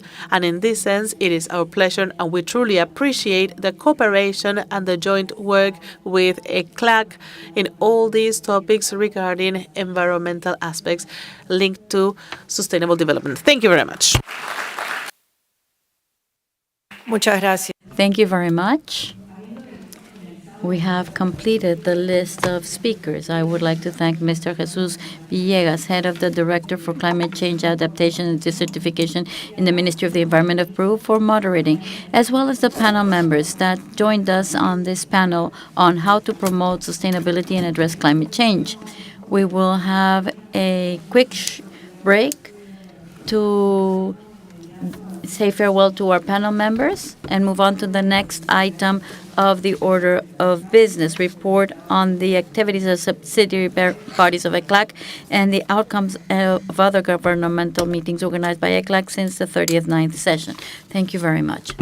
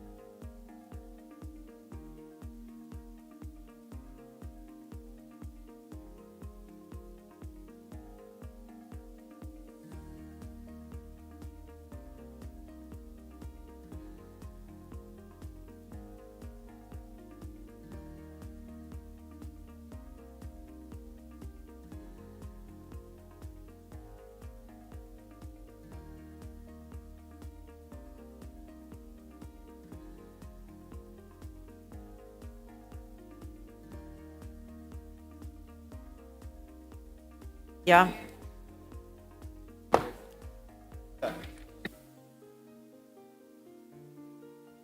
Bueno, vamos a empezar. Vamos a retomar nuestra agenda de trabajo.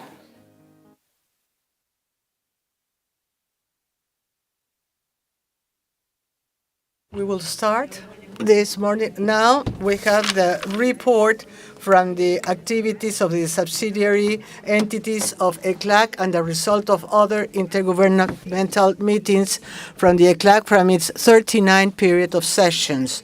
As you know, CEPAL has an intergovernment infrastructure that is of great importance for its work and the way how it relates with the sectorial authorities of the member countries through intergovernment meetings based on specific themes that allows to have coherence in the institutional planning that is proposed to the member countries. As it is normal, the representatives of the countries that preside the subsidiary entities and the intergovernment meetings are present in the period of sessions to report on the activities that have been carried out during the past 2 years.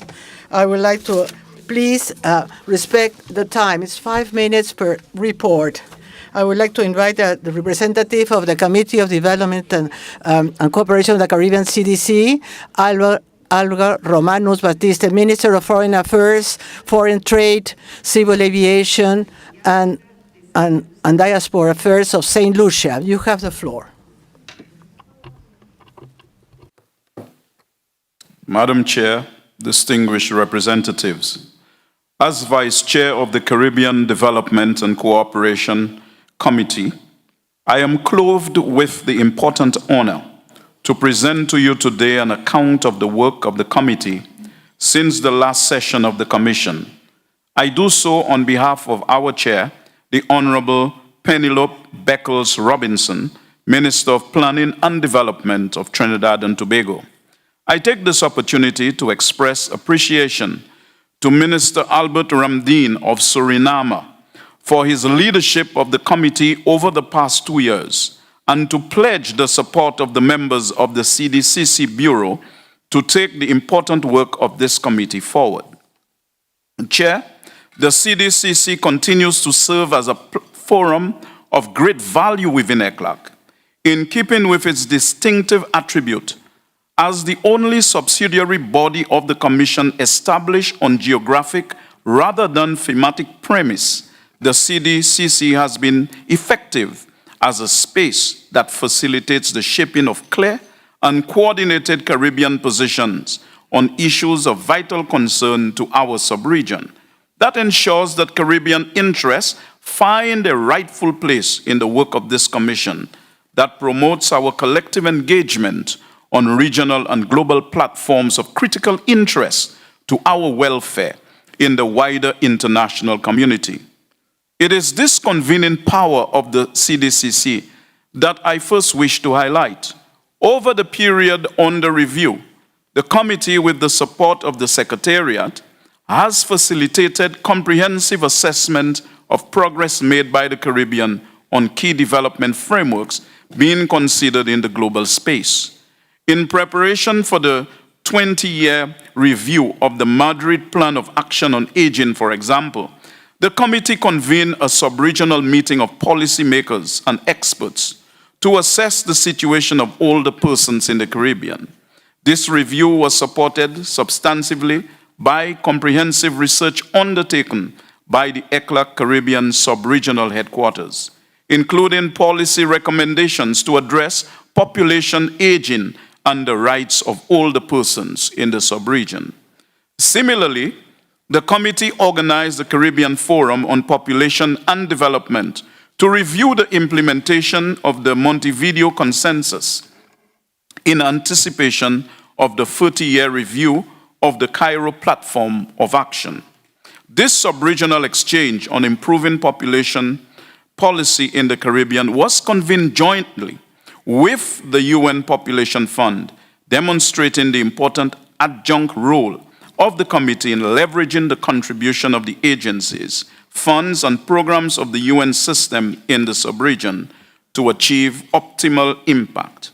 Over the past year, the committee has collaborated very effectively with PAHO, UN Women, IOM, and the offices of the resident coordinators in the conduct of relevant research and informed sub-regional consultation on varied subjects. At its monitoring committee meeting last year, the CDCC enjoyed very rich engagement on a strategy for repositioning the Caribbean in the global economy, focusing on recovery, economic transformation, and strengthening institutional capacities. Government representatives and technical experts explored the importance of data, artificial intelligence, and digital inclusion in fostering a knowledge economy. We reflected on the need to find non-traditional partners to build bridges as part of an integrative effort to enhance the resilience and cohesiveness of the sub-region. We considered how best to find more accessible sources of concessional climate finance for investment in adaptation, mitigation, and green growth. This year, attention was given to strategies for improving risk management and resilience in the face of the threat of climate change, as well as enhancing productive development policies for inclusive, sustainable growth. Perhaps most valuable and noteworthy was the substantive and political support offered to Antigua and Barbuda's leadership of the 4th International Conference on Small Island Developing States held in St. John's, Antigua this year. It was ECLAC that undertook the comprehensive 10-year review of the Samoa pathway implementation in the sub-region that informed the Caribbean's preparatory review of priority concerns to be addressed at SEEDS 4. And it was ECLAC that prepared the background document on enhancing critical forms of financing and aid effectiveness, the subject of one of the key interactive dialogues held during the SEEDS 4 conference, this being the issue of most vital interest to the Caribbean. Indeed, the selection of topics for research and analysis by ECLAC in the Caribbean is routinely guided by the priority issues of interest and concern identified by the committee with the support of the Secretariat. Consider, for example, the undiversified economies of the Eastern Caribbean, including my own St. Lucia, countries heavily dependent on tourism as the principal source of income. The combined exogenous onslaught of relentless destructive storms, further aggravated by the COVID-19 factor, serve to reveal dramatically the extreme vulnerability of tourist-dependent economies. So for the past 3 years, attention has been given to the implementation of a project intended to both diversify the tourism product in these countries as well as to explore opportunities for economic diversification beyond the tourism industry. Consider, too, the findings of hydrocarbon reserves off the coast of Guyana and Suriname, which have significant implications for potential sub-regional growth. The Secretariat has since conducted research to facilitate discussion with the relevant countries on the elements of an optimal hydrocarbon fiscal regime. Research was also undertaken on migration trends in the Caribbean, which revealed a gender-based migration pattern while highlighting the potential benefits of immigration for countries with aging populations.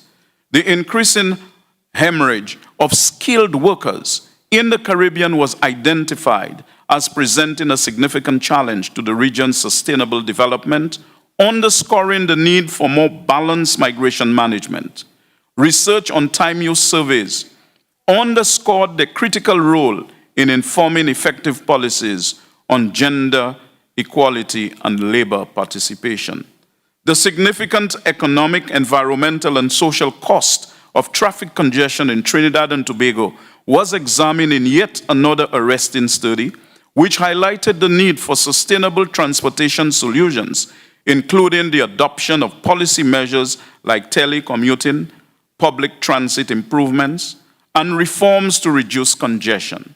These findings are certainly applicable in many of our jurisdictions.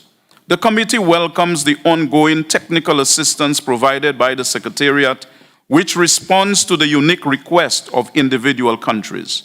Barbados, St. Kitts and Nevis, and my own St. Lucia all receive help in preparing their voluntary national reviews for presentation to the high-level political forum. In Belize, ECLAC supported the analysis of trade and investment opportunities through a dynamic computational general equilibrium model of the economy. ECLAC also conducted interviews and workshops in St. Lucia to assess SDG data gaps.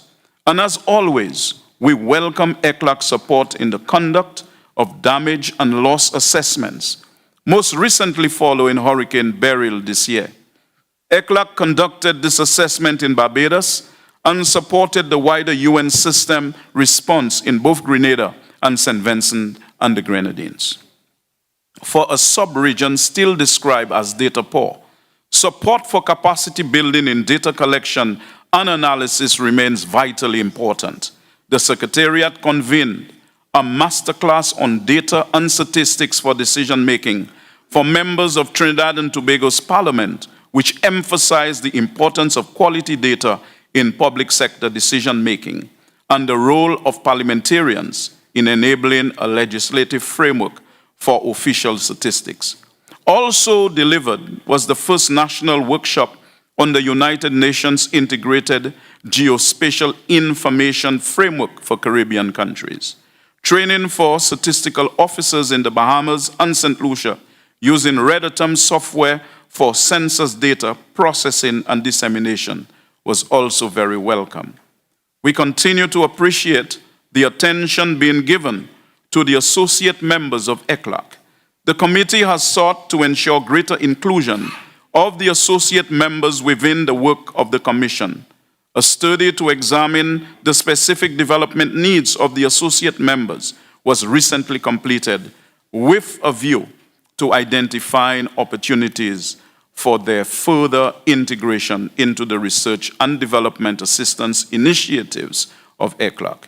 Distinguished representatives, ladies and gentlemen, this concludes my report on the work of the CDCC over the past 2 years. On behalf of the member states of CDCC, I express appreciation to the sub-regional headquarters in Port of Spain, which by working in continuous consultation with the members of CDCC ensured that ECLAC's work in the Caribbean has become increasingly relevant and directly responsive to the needs of all CDCC members.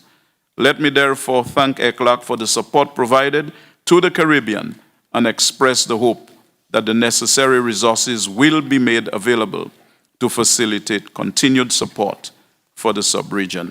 Madam Chair, I yield the floor.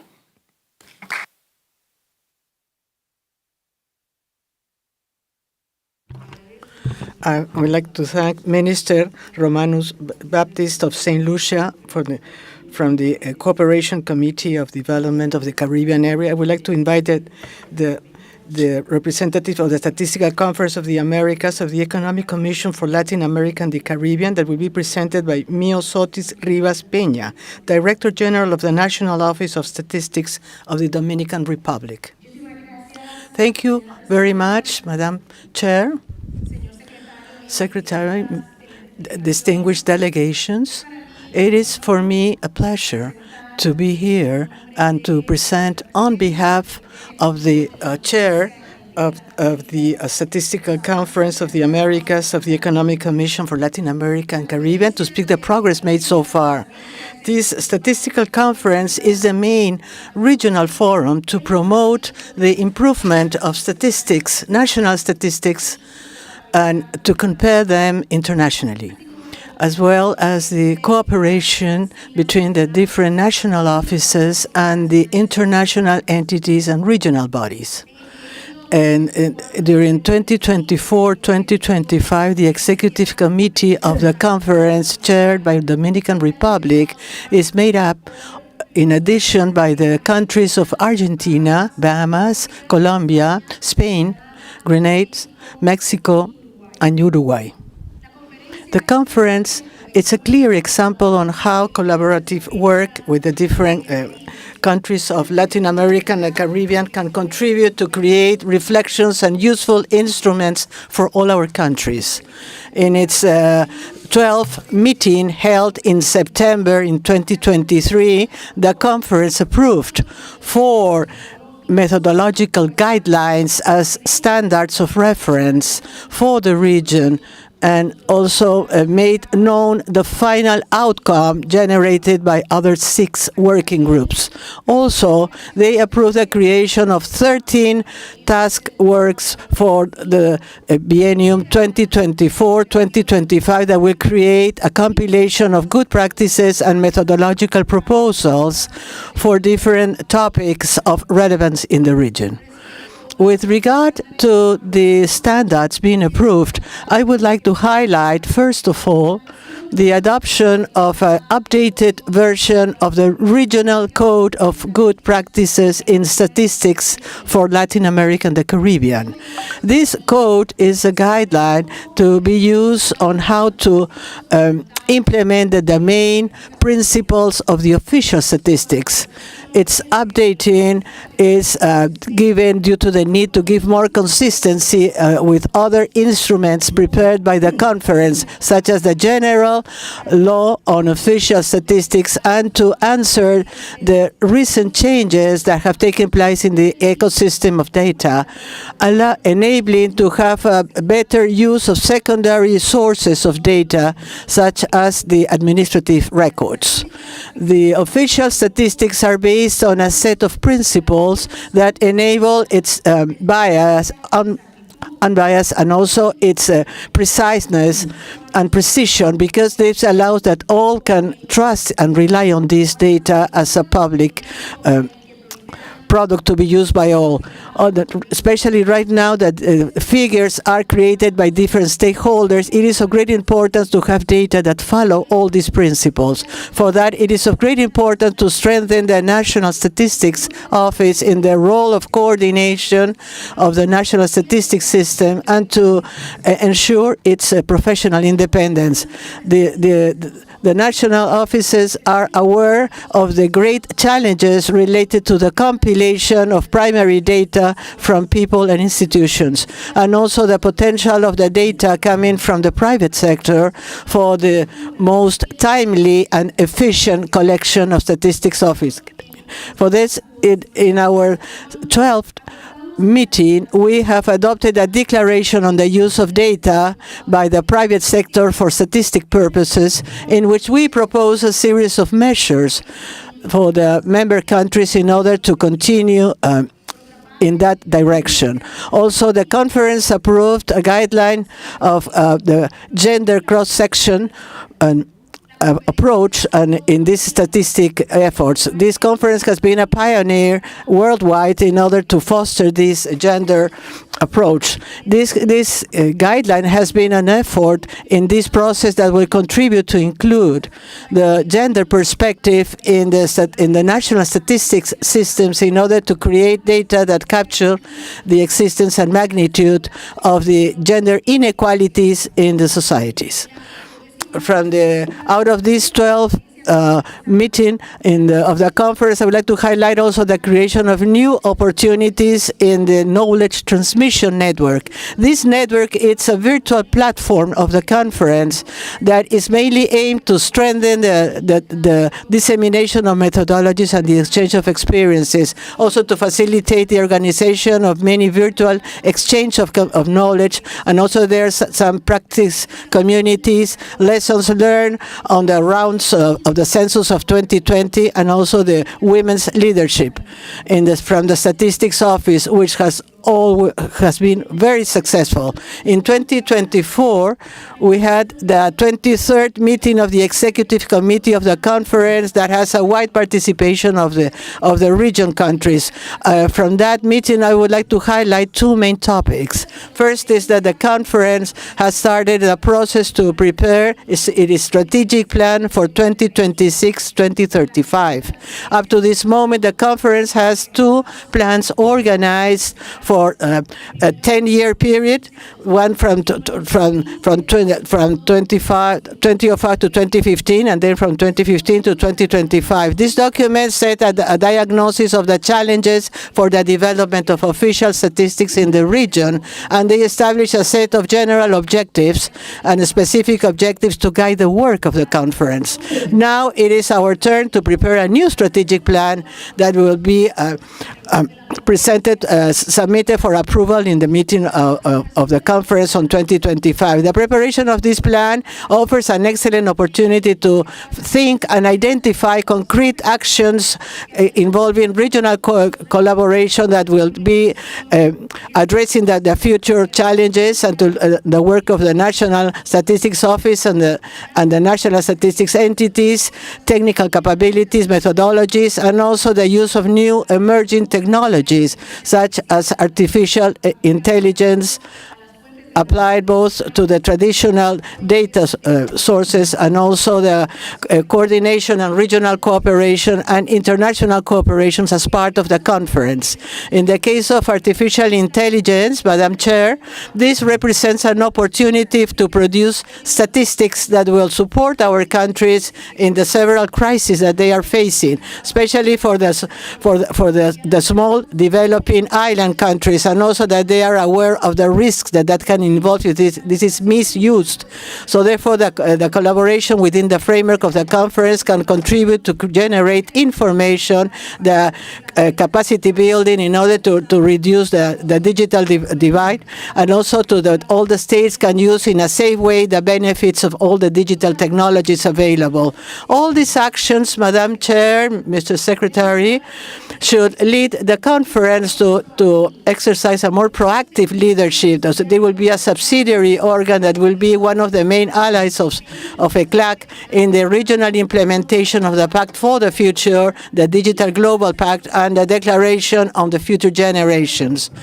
Also, they can provide all the technical, operational capabilities and political and prospective skills that are required in order to manage the necessary transformations in order to overcome the development traps that are affecting the region, which has been the main objective of the deliberations in this period of sessions. Then we have the regional seminar on innovation of the census of population and housing from the 2020 up to 2030 as a parallel event that was carried out during the meeting of the executive committee. There we presented the experiences carried out when the census of population and housing was carried out, and they analyzed the main challenges, including the omission rates that were carried out in the census of 2020, and they has been quite significant and much greater from those found in the round of 2010. As a result of those seminars, it is clear to see the need to implement continuous improvement processes when preparing the census for the population during the period 2030, and especially to use this recent experience also to promote the access to all the administrative files and to use them as a useful information source in order to strengthen the official statistics production and to support the creation of the census. Finally, I would like to tell you that to have official statistics that are reliable and timely, that all the sectors can rely on this information, it's a common and essential objective for the welfare of all our communities. For that, we would like to invite all of you to add your efforts and to contribute from the different working areas so that the region can have national statistics systems that are strong and that can contribute to promote societies that are duly informed, democratic, and are participating. I would like to thank the Statistics Office of ECLAC for all the support that the conference has received during all this work that we have carried out, and also to the different agencies of the United Nations system that have added to our work in the conference. Thank you very much.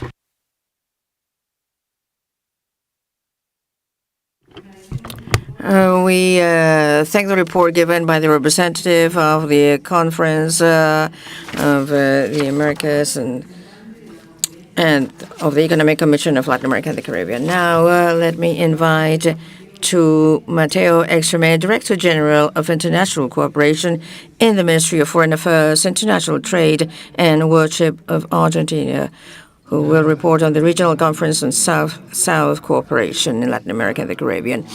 First of all, Madam Chair, I would like to congratulate the government of Peru for the holding of this 40th session of ECLAC, and thank quite especially the ECLAC's Secretariat for the assistance and the development of our countries, and of course, in aspects related to the South-South cooperation. I will actually present the report on the regional conference on South-South cooperation in Latin America and the Caribbean that I currently chair. Argentina, my country, has been honored to be the first country of Latin America and the Caribbean chairing this regional conference. We thank the vice chairs of Brazil, Chile, Colombia, Ecuador, Spain, Mexico, and Uruguay for having accompanied us, and all the countries in the region out of the region that entrusted Argentina with this task. We celebrate the decision adopted by the ECLAC countries during the 36th session of the plenary committee in December 2021, because the change from committee to South-South cooperation to regional conference has allowed us to have a better way to facilitate and foster dialogue between the representatives of countries in the region and support South-South cooperation initiatives and triangular cooperation in accordance with our rules. Between 2023 and 2024, Argentina chaired over the first regional conference on South-South cooperation in Latin America and the Caribbean. And there we presented the document Progress and Challenges for South-South Cooperation in Latin America and the Caribbean within the framework of the 2030 Agenda for Sustainable Development. And we discussed on the challenges of international cooperation within the current global context. Cooperation and international cooperation and its evaluation, and the cooperation and multi-actor cooperation for private-public partnerships, international cooperation and comprehensive management of risks and natural disasters, and the cooperation of the third summit of heads of state and government of Latin America and the Caribbean states, ECLAC, and the European Community. The conference concluded with Resolution 1, Roman 1, that encouraged the attention without delay to the vulnerabilities related to the development challenges. It's important to promote within the scope of international cooperation for development a comprehensive approach on disaster management and ask for ways to cooperate, including innovating mechanisms going beyond the graduation criteria based on the per capita GDP, as well as the multidimensional indicators and vulnerability indicators that are discussed in the region. It requested to promote the strengthening of financing and partnerships with other actors, and urge other bodies of ECLAC, especially the Conference on Statistics of the Americas, the Regional Conference on Women of Latin America and the Caribbean, the Regional Conference on Sustainable and Social Development of Latin America and the Caribbean, the Forum of Latin American and Caribbean Countries on Sustainable Development, to strengthen the synergies in aspects related to bilateral, multilateral, South-South, triangular, and humanitarian cooperation in sustainable development and gender equality, especially related to the unification of common criteria to have better value of these impacts. In June 2024, Madam Chair, in the seat of ECLAC in Chile, my country chaired over the first regional conference on South-South cooperation of Latin America and the Caribbean. And during that meeting, we presented the document Path to Impact of South-South Cooperation of ECLAC, and it We worked on the impact of South-South cooperation and triangular cooperation, and it presented information on the strengthening of international cooperation and feminist international cooperation of the Triangular Cooperation Fund for Latin America and the Caribbean of ECLAC, Mexico, Chile, Colombia, and it concluded to own the global framework for South-South cooperation led by the Conference of UNCTAD and create a working group within the framework of Regional Conference of South-South cooperation in Latin America and the Caribbean to do all the follow-up to the efforts conducted by the UN on trade and development through the project on the quantification of South-South cooperation to mobilize funds for the implementation of sustainable development agenda, and to request the Secretariat to support the building of capacities in Latin America and the Caribbean through training workshops given to countries that may request so, and to prepare an action plan to have a cross-cutting gender approach in gender programs for the development that may be used as a methodological and conceptual tool to properly implement this approach within the various modalities of cooperation between the member states.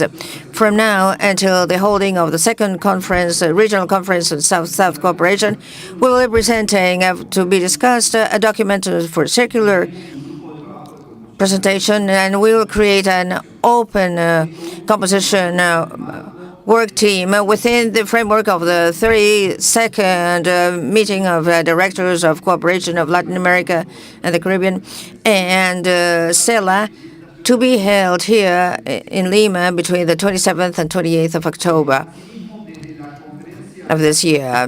And likewise, we continued, as I mentioned before, we continue doing a close follow-up of the draft work on the international cooperation, feminist international cooperation project that was put into practice by Chile, Colombia, Mexico, Germany, and ECLAC. More specifically, in aspects related to the mandate that was entrusted to us.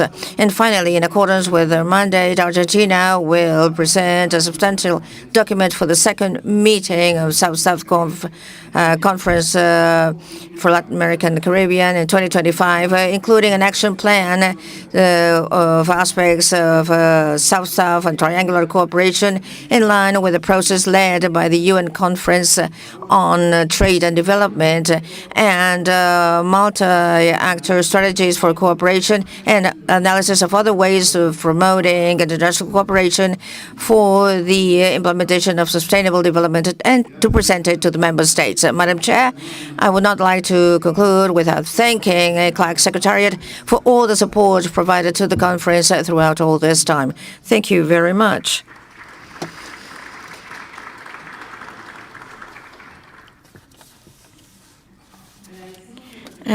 We thank the representative of the Regional Conference on South-South Cooperation in Latin America and the Caribbean.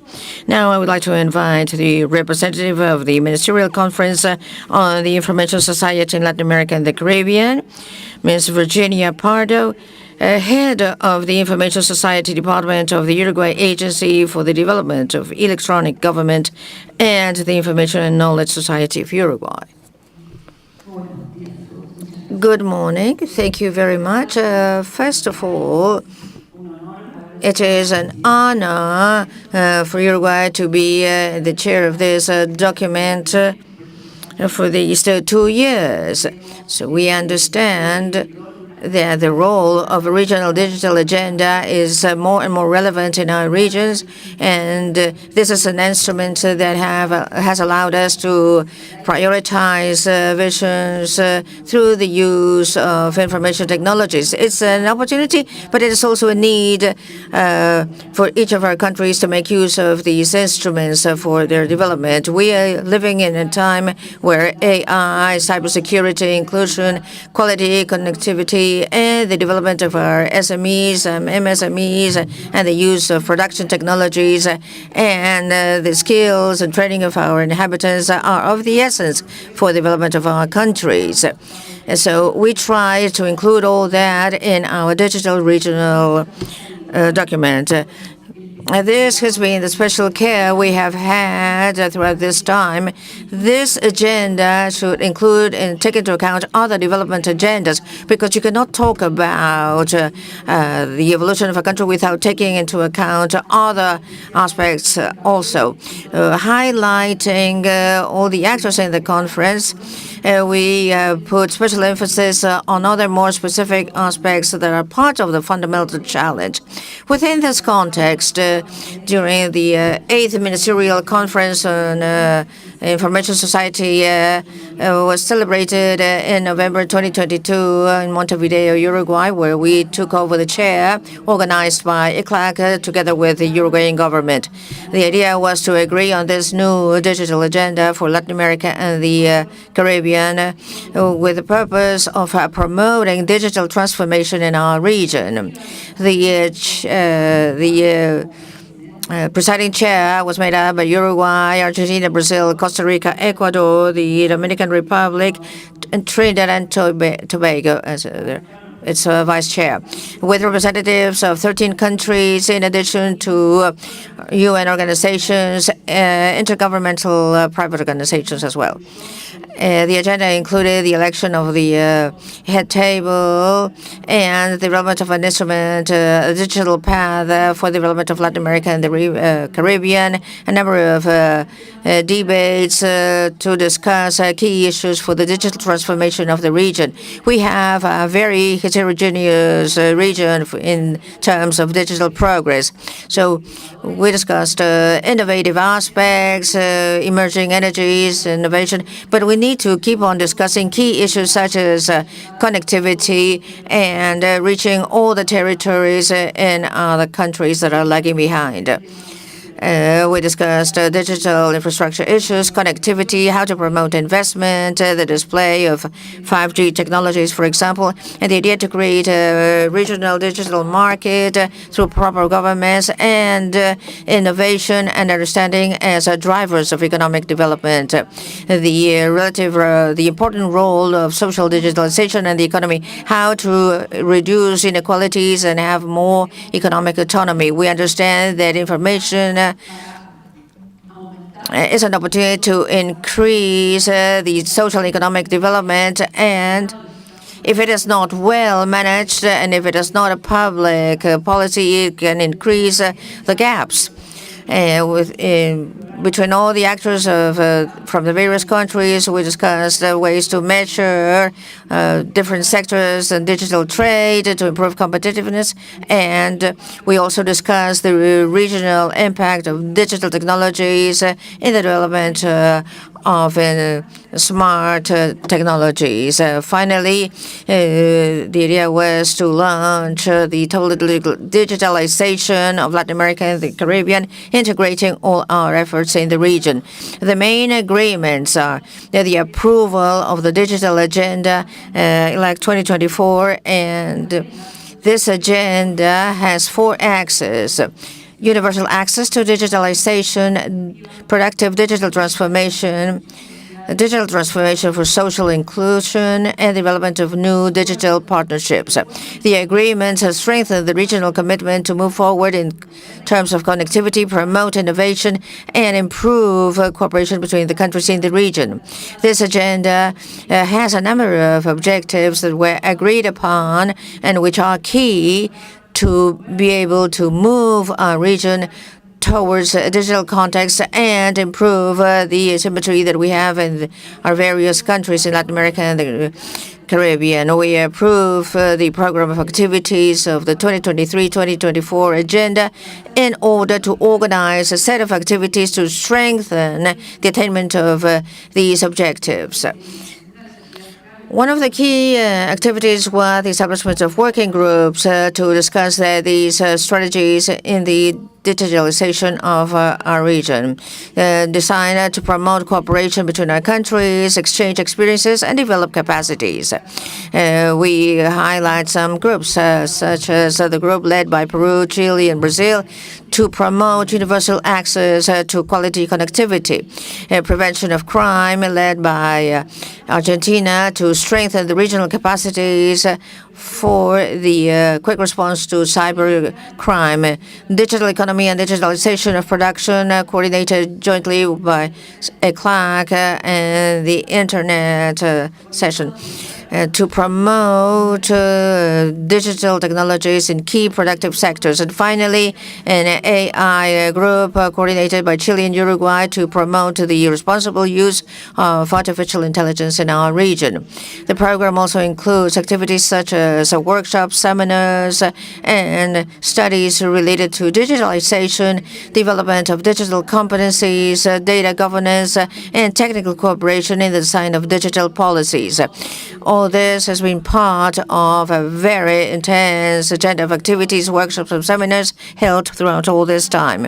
In addition to this commitment, this digital agenda puts special emphasis on the measuring and definition of indicators. The first agenda included a set of indicators, how to measure them globally and as a region: access to internet, access to ITC's activities, and other key indicators included two different aspects of technology.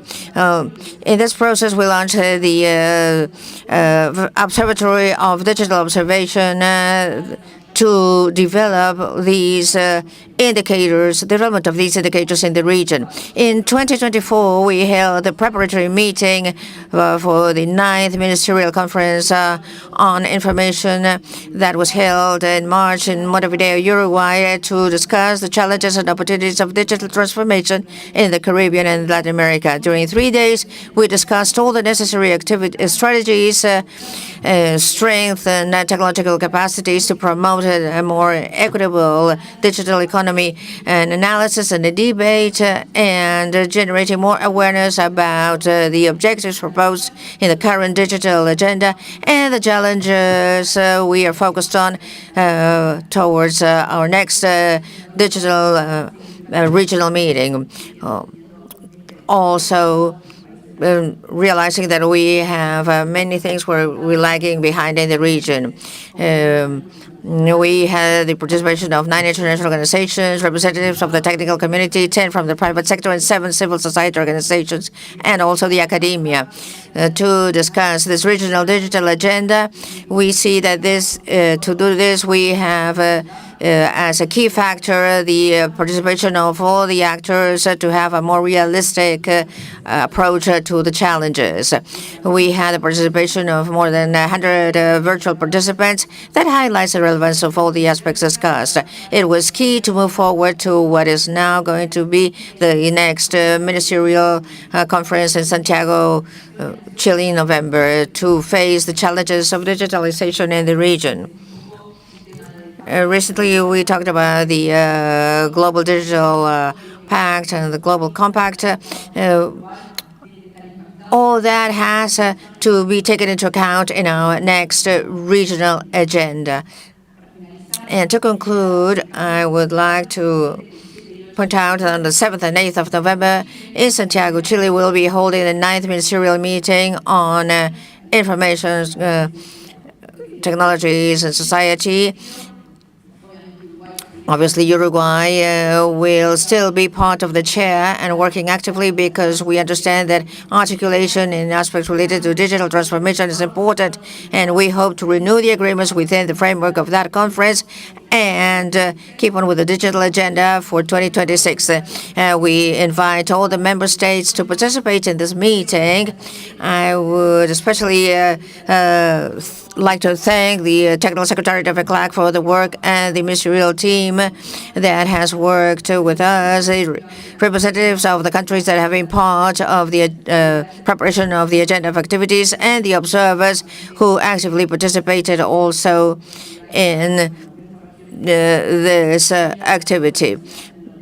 because we want to be stronger in this technological strengthening. Thank you very much. Agradecemos la intervención de la representante.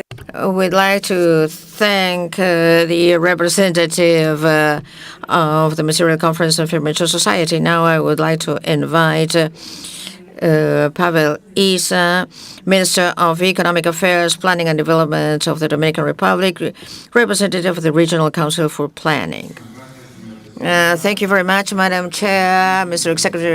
Secretary, distinguished representatives of member states of ECLAC. I'd like to thank the opportunity to take the floor to make this report on the activities of the Regional Council for Planning, chaired over by the Dominican Republic. The Regional Planning Council is a subsidiary body for Latin America and the Caribbean, in charge of the orientation of all the activities of the Latin American Planning and Social Institute of the Caribbean and Latin America, made up by the ministers in terms of planning of member states. The Regional Planning Council, ILPES, held its 19th meeting from the 7th to the 9th of November of 2023 in Santo Domingo under the auspices of the Dominican Republic, the 19th meeting of ILPES, and the 16th Conference of Ministers of Planning of Latin America and the Caribbean, where the experts discussed on the possible transformation of and integrated policies for regional integration. It presented the document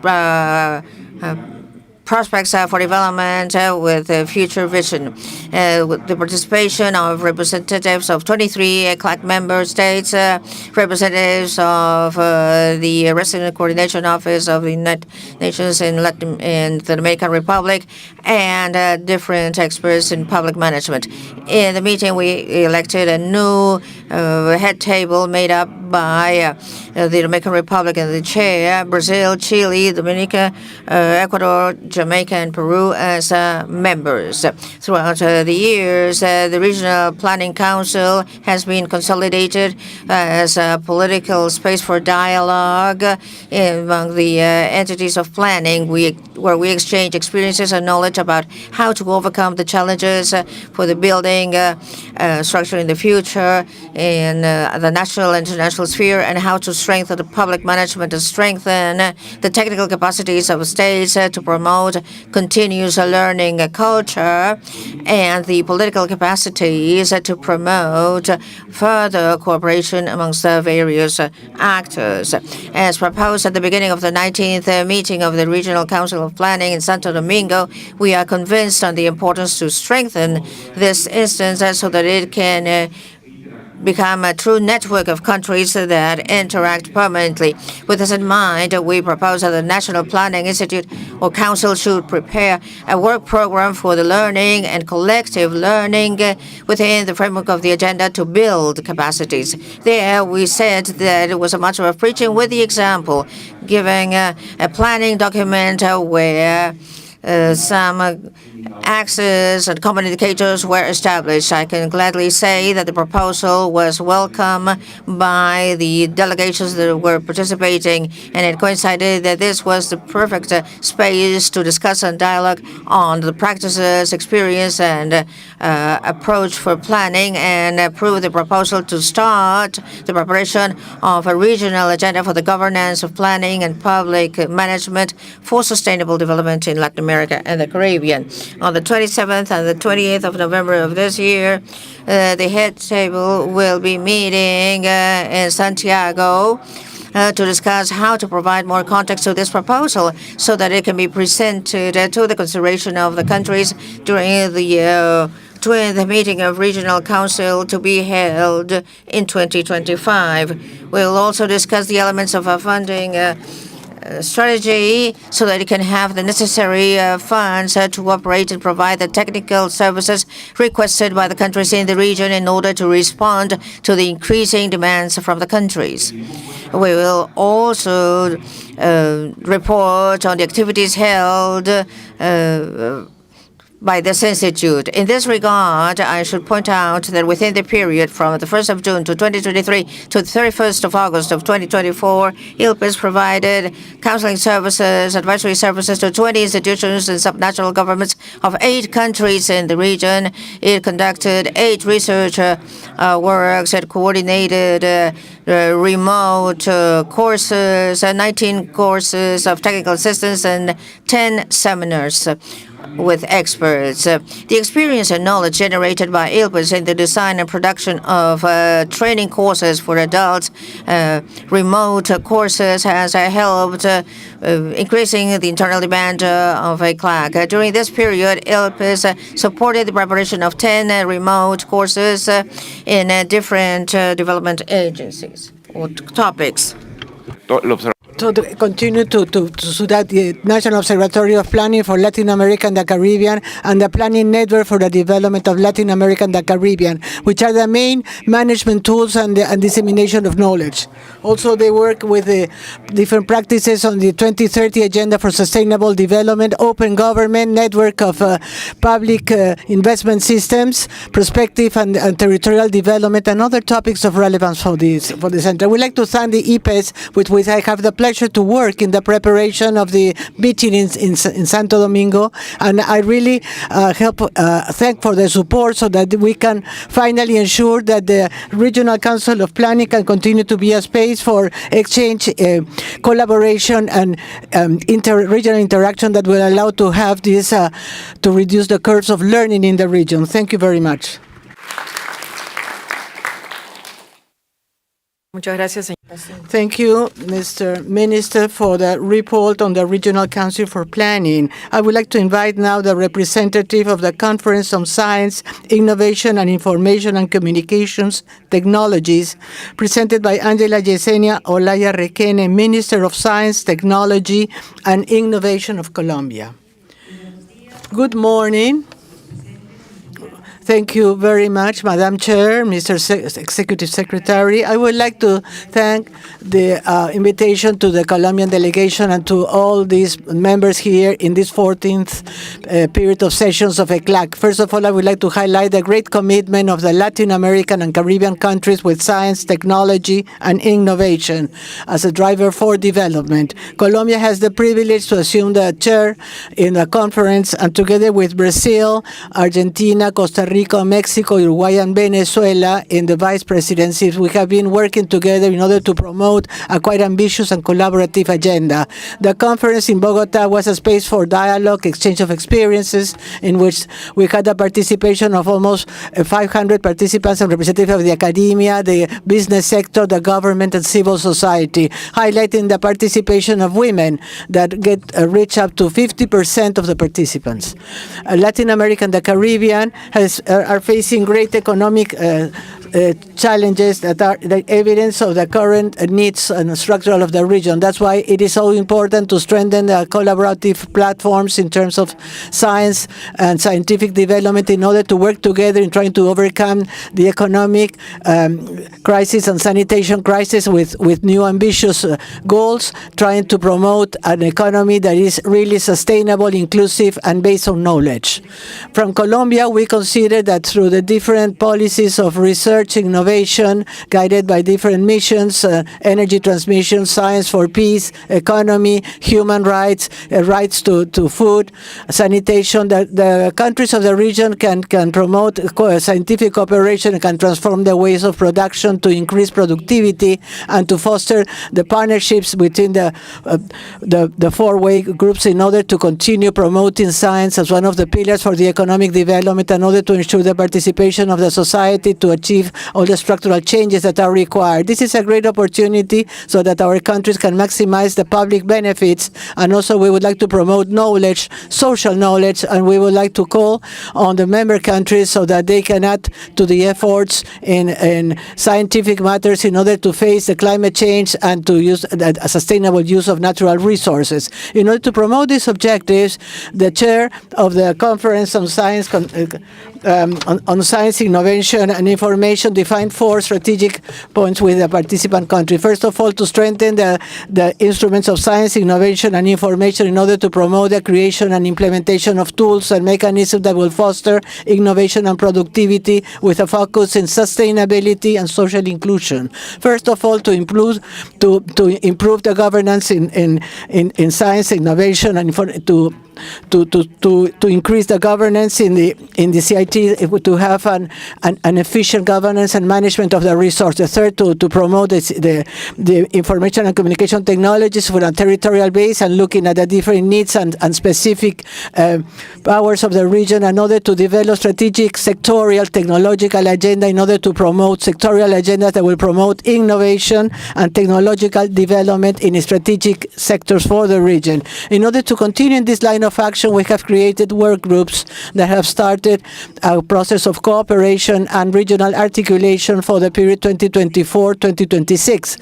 Together with the Division of Productive Development and Business Development of ECLAC, we have developed a methodological proposal for the work plan that includes several activities such as technical meetings, dissemination events, specialized studies, technical assistance, and capacity building programs.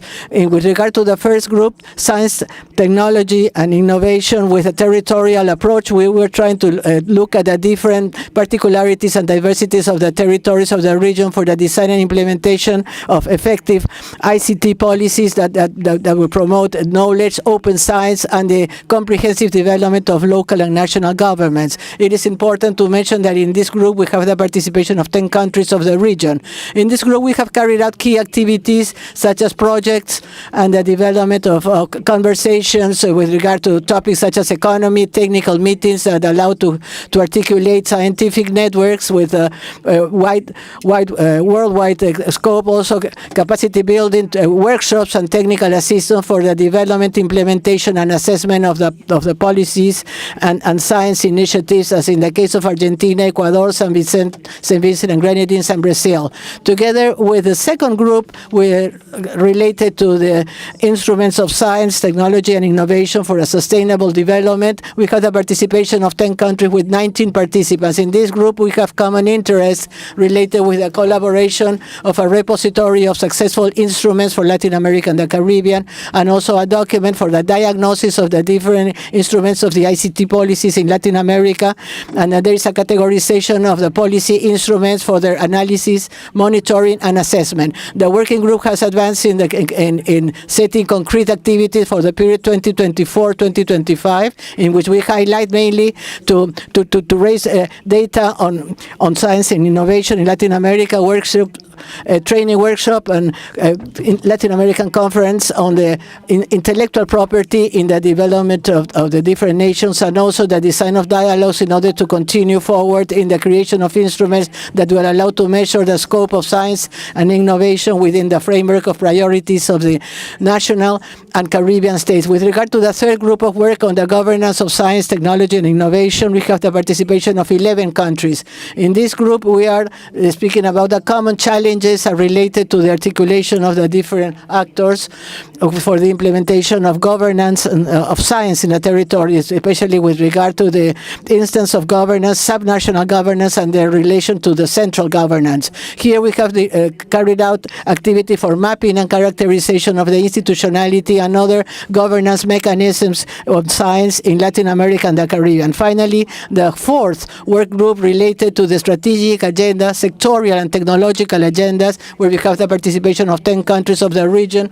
We have an exercise in order to propose the health in Latin America as a priority topic in order to prepare this sectorial strategic agenda. This with different perspectives. First of all, the health provides goods and services addressed to improve the living conditions of the communities. Through this approach, also we want to increase the generation of high quality jobs with linked to this productive change in the economy, and also to promote this technological development, to increase investigation and development in terms such as the generation of knowledge and transfer of human skills.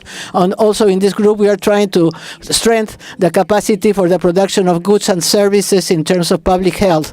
In addition, Colombia is trying to create more capacities in the local production of assets and medicines, medical devices and parts concerning technological development in the medical sector. As part of the guidelines of the policy, the Ministry of Science and Innovation has designed a policy of innovation associated to the sanitation sovereignty, and the main purpose is to ensure the possibility of getting to knowledge. Through this policy, we are developing different initiatives with the member countries in order to strengthen the scientific, technological, industrial capabilities in the development of technologies on health, medicines, and their impact in the public health and the development of the nations. It is important to say that the Ministry of Science, as the chair of the conference, are setting a series of participation with an international approach, such as the gathering of science, innovation, and technology concerning the coca leaf, and also the International Symposium on Artificial Intelligence, with emphasis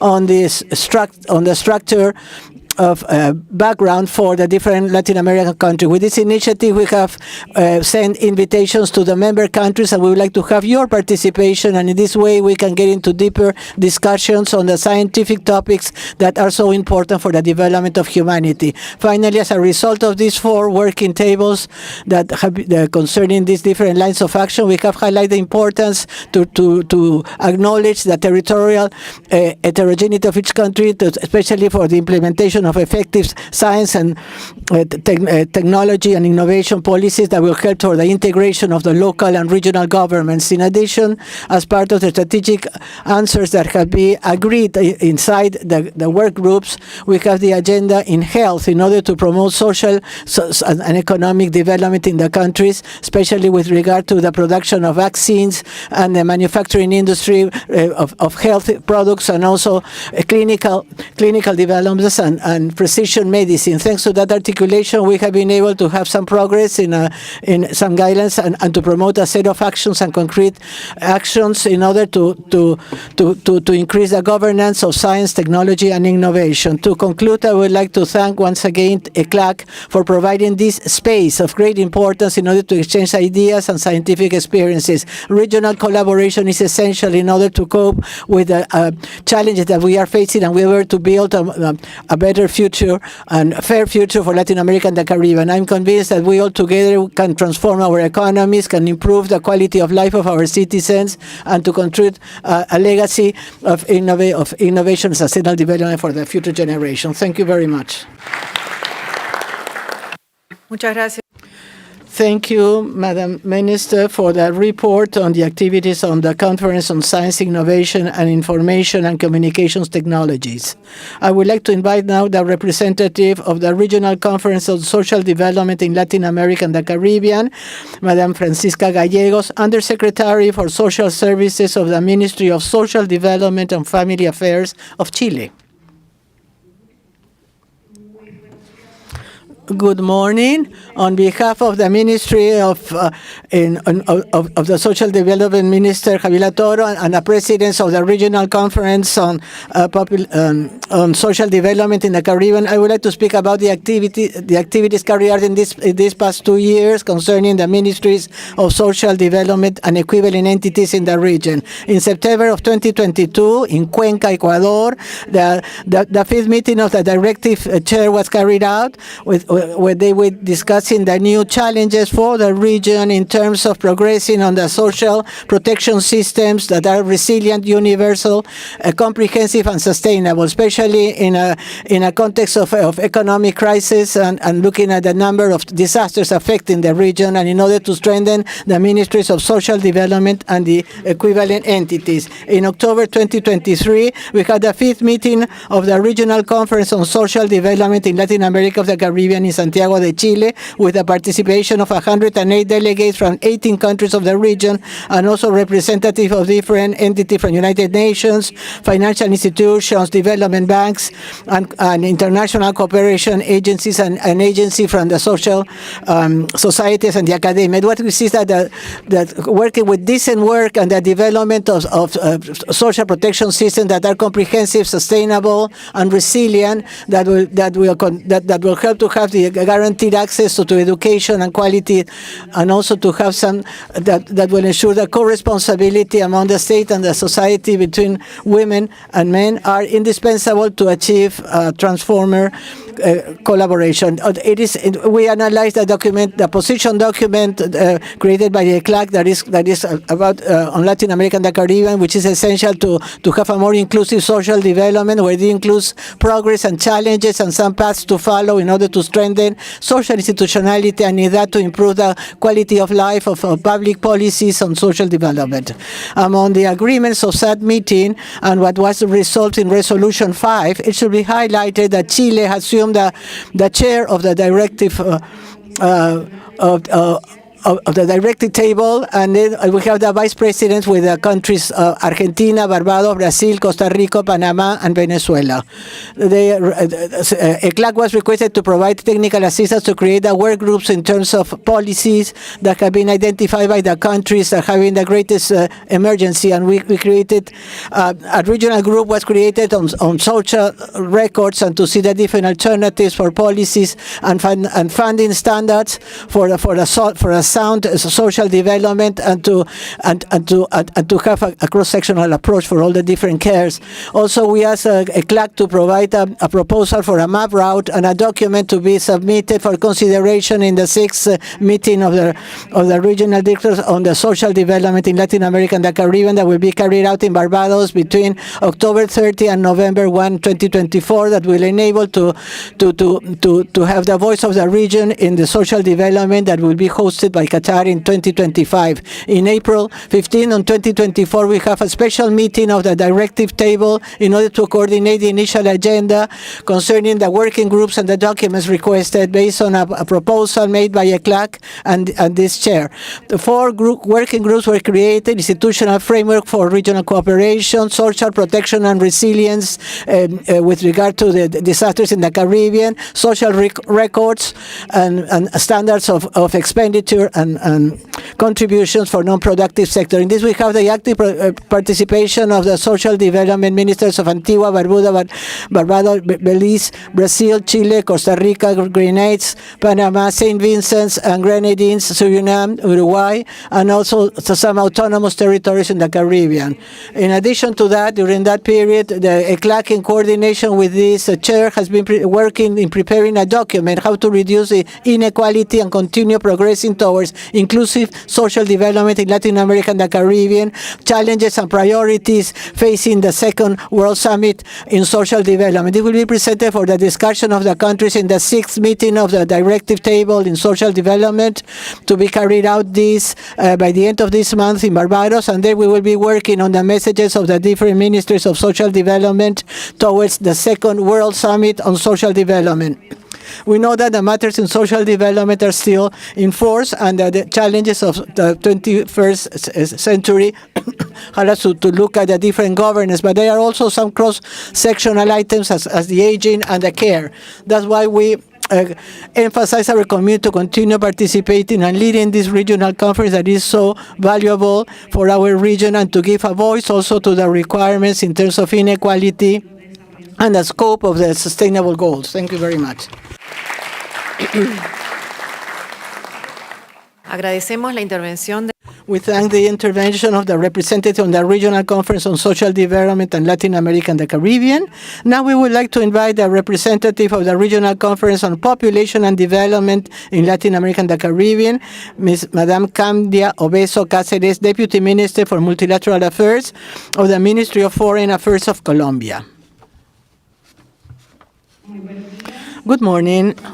Good morning, Mr. José Manuel Salazar, Executive Secretary of ECLAC, Ambassador María Eugenia Echeverría, President of the 40th period of sessions of ECLAC, Mr. Javier Medino, Deputy Secretary of ECLAC, Mr. Luis Yáñez, Secretary of the Commission, Excellencies, Ministers, heads of delegations, distinguished delegates. First of all, I would like to thank for the trust that has been placed in Colombia to assume that the chair of the directive table of the Regional Conference on Population and Development. We are carrying out this mission with responsibility and dedication, as has been done by our former predecessors, Uruguay, Mexico, Peru, and Bolivia. The 5th Regional Conference on Population and Development in Latin America and the Caribbean was held in Cartagena de Indias, which is my city, in July 3-4 of this year, and it was also before that they were 2 days before on different meetings was carried out by the civil society and other parallel events. I would like to report that to this conference we have more than 570 participants, including 136 representatives of civil society, 93 delegates of the governments of Latin America and the Caribbean, and 98 representatives of the United Nations systems, intergovernment entities and cooperation agencies, and special guests.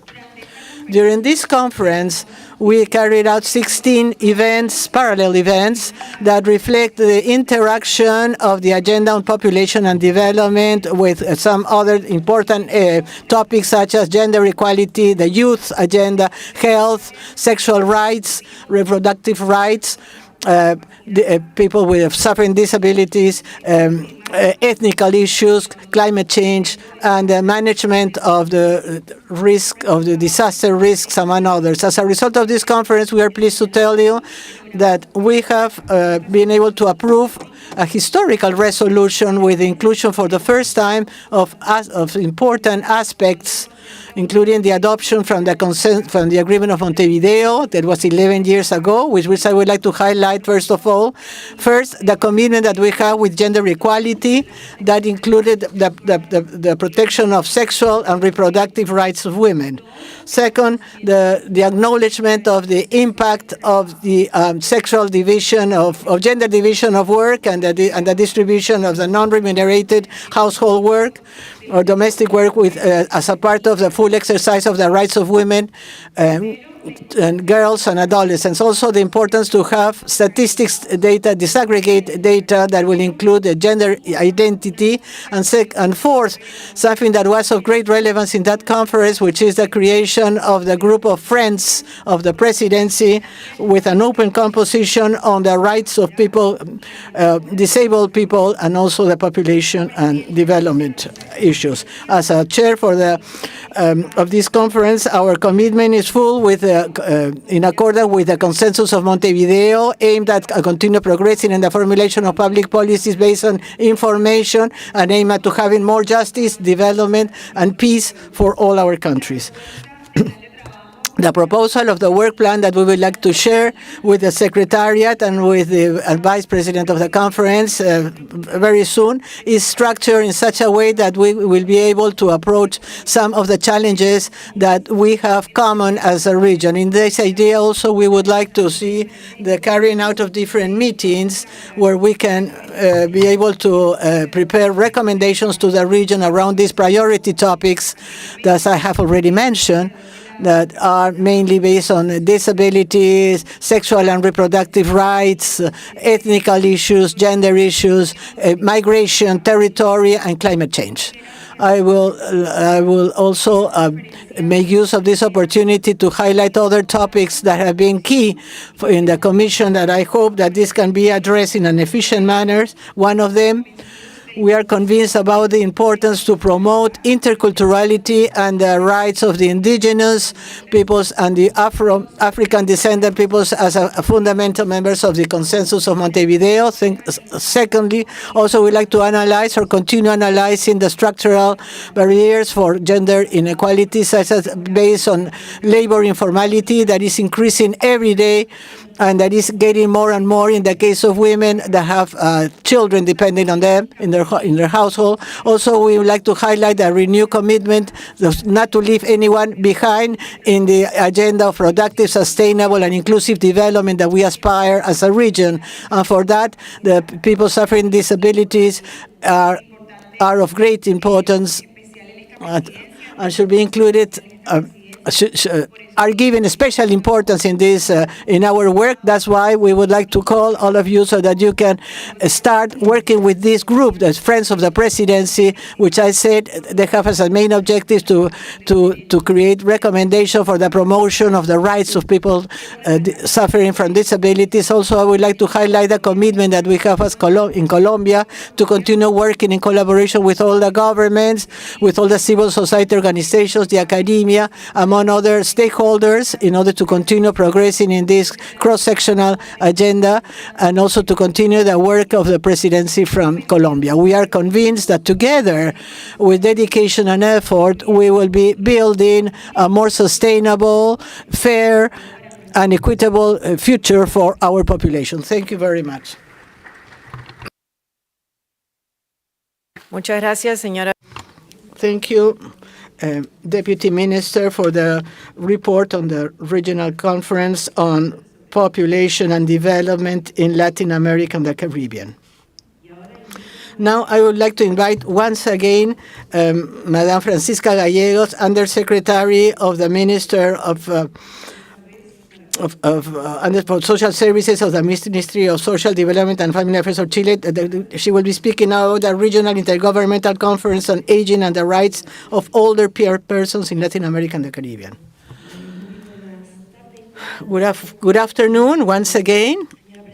Madam Chair, Mr. Secretary, for me it is a pleasure to share with you all the progress made concerning the 5th Intergovernmental Conference on Aging and Rights of Older Persons in Latin America and the Caribbean. Yes, the Undersecretary of Social Services has the chair of this conference, and mainly we understand that the challenge of aging and the rights of older persons is not only a national, regional challenge, but also it's a worldwide challenge that reaches out to the revision of all the social protection systems and to see which are the new approaches for the social development. So therefore, we see the possibility of incorporating and continue progressing in the rights of older people and try to incorporate under this perspective the progress made in the society of care, understanding the prevention and for older persons as well as the management of some levels of dependence that they may have. I would like to commend some progress made through this national service of the older persons and within the framework of the 5th conference in our country. During 2024, we have created a bill for the aging of a healthy aging that has as main objectives to protect and to ensure the acknowledgement and the full exercise and enjoyment of all the human rights and the fundamental rights of the older persons in order to contribute to its full inclusion, integration, and participation in society. Also, this bill includes a series of rights for older persons, and we have also considered some duties of the state to acknowledge the recognition of the rights of these older persons. And also, this strengthens the institutionality with regard to the national service of older persons, fostering the development and regulation of national policies on aging, among other actions. And also, it takes together looking at the social abandonment that some people or the independent persons, and we try to define the concept and to create the judiciary paths in order to safeguard the rights of the older persons that are under this situation. Also, as part of the framework of the conference, we decided a parallel event of social disasters and the rights of older persons with regard among the forum of the countries of Latin America and sustainable development. As the objective of this activity was to look at the economic impact and the opportunity of the aging of older persons, both for the current and future generation concerning the national capabilities. The main results of the initiatives are framed in trying to review the main obstacles that older persons are facing in the case of disasters. Some regional realities were acknowledged. We exchanged the experiences of intergovernmental exercises among the civil society and organizations of older persons. Also, we developed the regional seminar of challenge and opportunity for the aging of the population, the silver economy. The idea was to promote the knowledge on the economic impact and the opportunity of a population aging, both for the present and future generation, for the design of public policies and the strengthening of national capabilities. The result can be seen in the exchange of experiences from different countries of Latin America and the Caribbean on the new opportunities and challenges that we have with this new economy that is known as the silver economy that includes the aging of the population. We have the possibility of sharing with other institutions of older persons, members of the academia, civil society, the private sector, and the United Nations agencies that included these new challenges. Also, we participated in the second meeting of the directive table of the 5th Regional Conference on the Aging and Rights of Older Persons in Latin America and the Caribbean. The purpose of this instance was to revisit the space of coordination with the directive table in order to define the work plan between 2024 and 2025 and to coordinate the activities that will be carried out during this year, setting proposals to set up a roadmap for the next 5-year term. In this context, the state of Chile has presented the different activities that have been developed in terms of the last period, also showing those that have been planned for the next semester of this year, and everything in line with the promotion of the rights.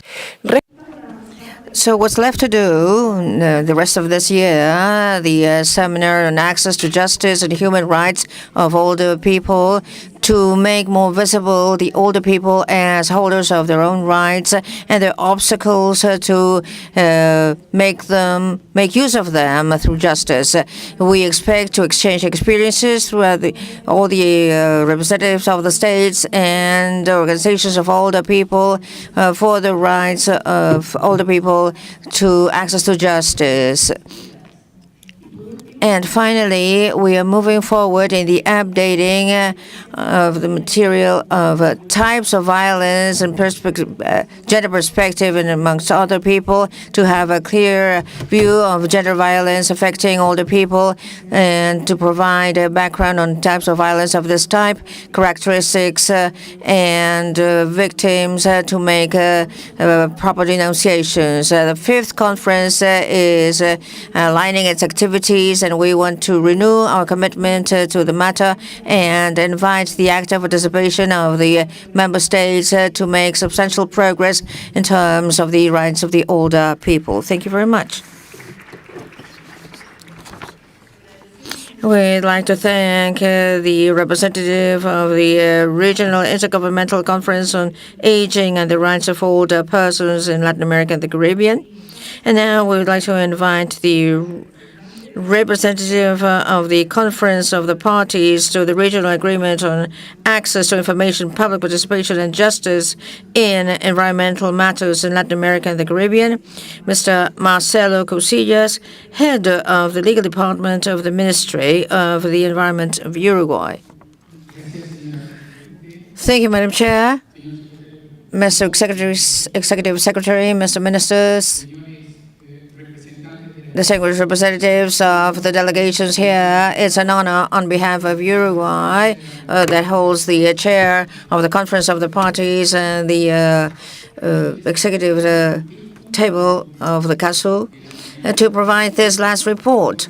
We've heard substantial reports on different aspects. I would like to talk about the regional agreement on access to information, public participation and justice in environmental matters in Latin America and the Caribbean.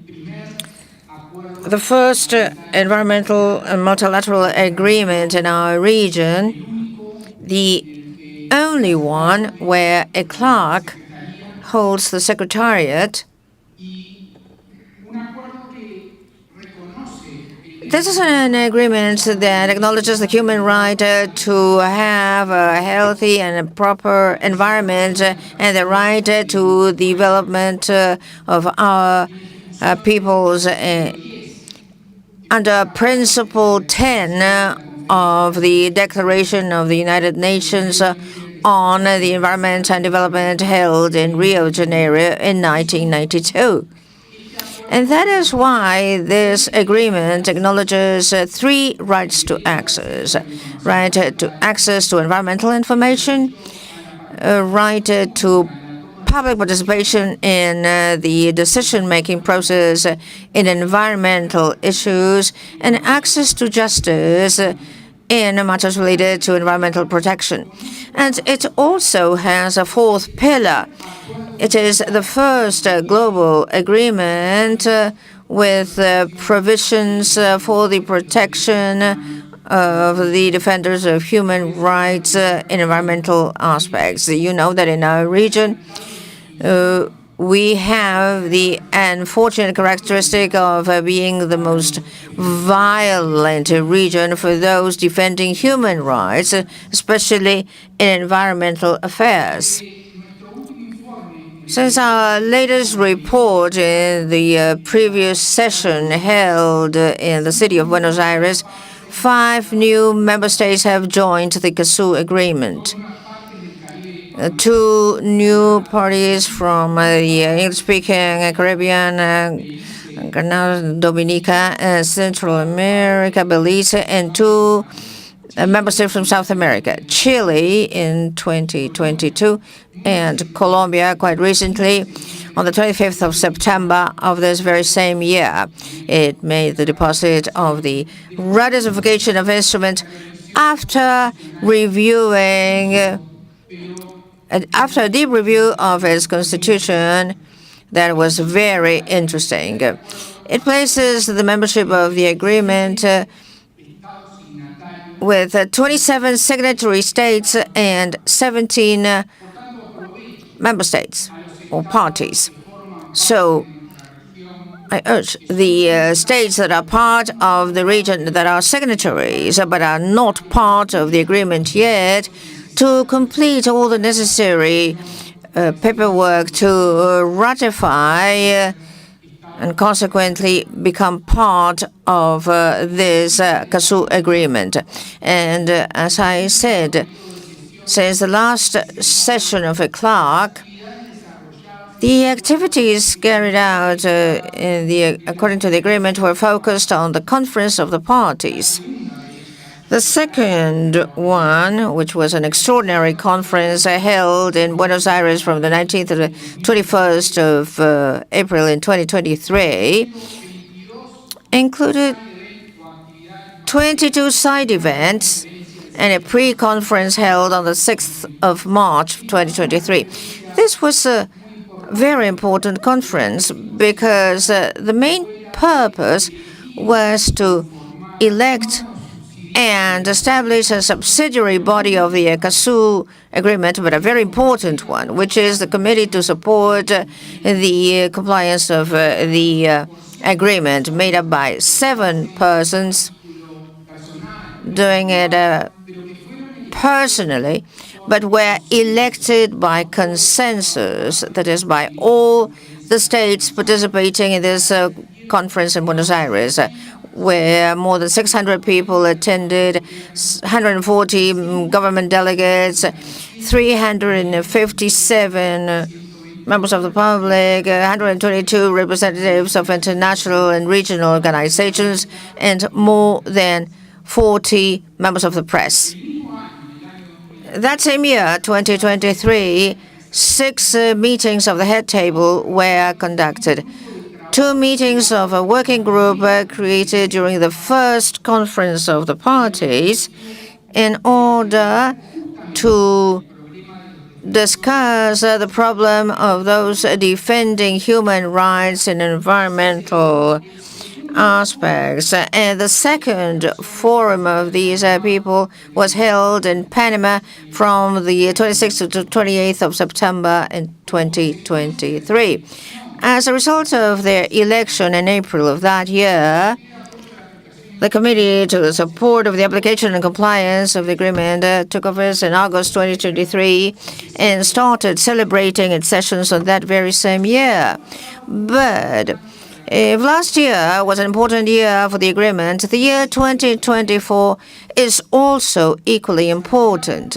In Santiago, from the 22nd to the 24th of April of this year, we held the 3rd conference of the parties, an ordinary conference. In this case, There were 30 side events and a pre-conference from the 4th of March, on the 4th of March of 2024.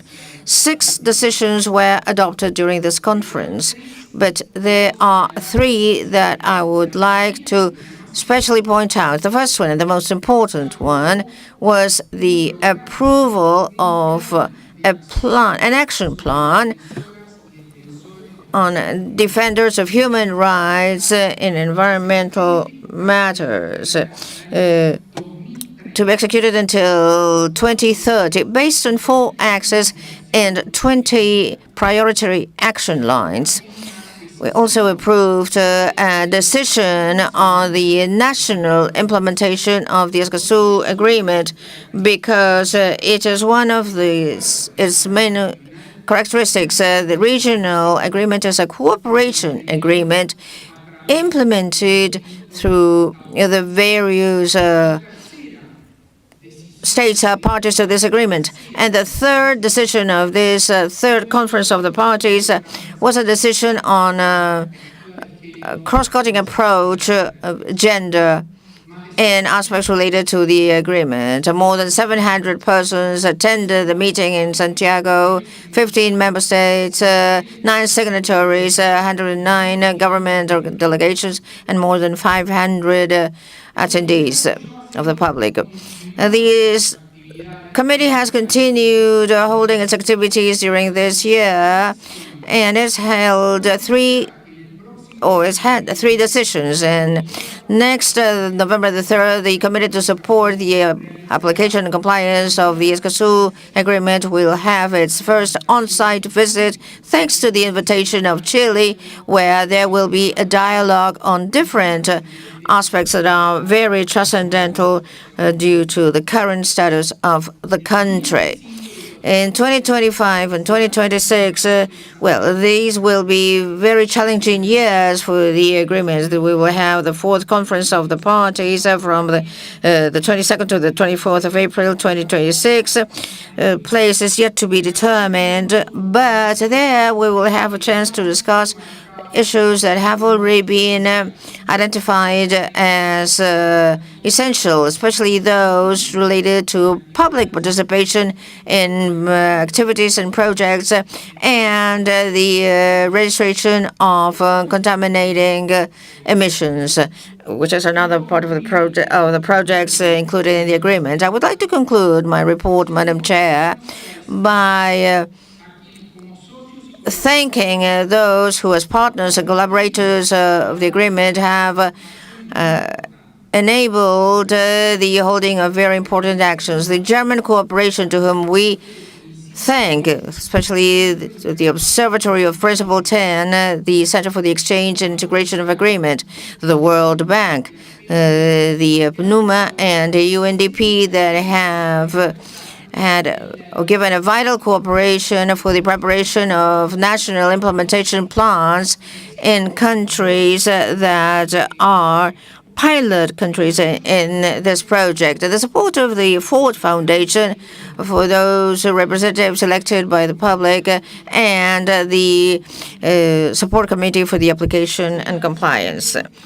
Madam Chair, the Escazú Agreement is a regional agreement on very transcendental environmental issues that can only become a reality if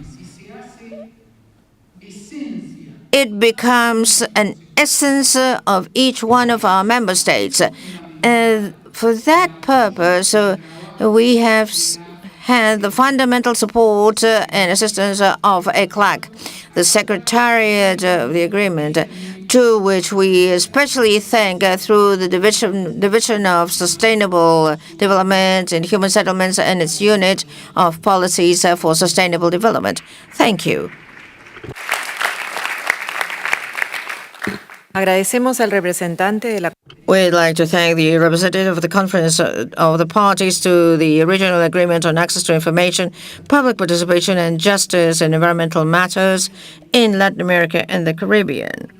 And now, we would like to ask the delegations who may wish to take the floor to hold their name tags to ask for the floor. Thank you. I give the floor to the delegation of Mexico.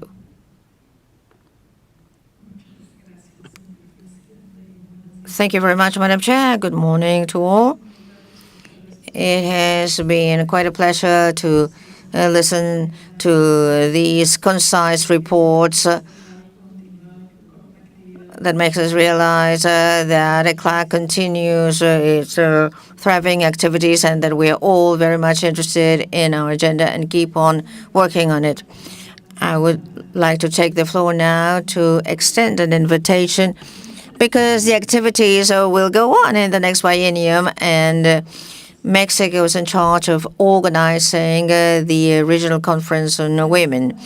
It is an honor for the state of Mexico to do this regional conference of the women in Latin America and the Caribbean with the topic of transformations in the political, economic, social, and environmental aspects to promote the care and gender equality, to be held in Mexico in 2025, where we will also be celebrating the 50th anniversary of the first International Conference on Women held in Tlatelolco, Mexico in 1975, as well as the 30 years of the approval of the Declaration and Platform of Action of Beijing of the Fourth Global Conference of Women in Beijing. And it's the first time that it will coincide that the Regional Conference on Women will be hosted by a country where a woman is the president.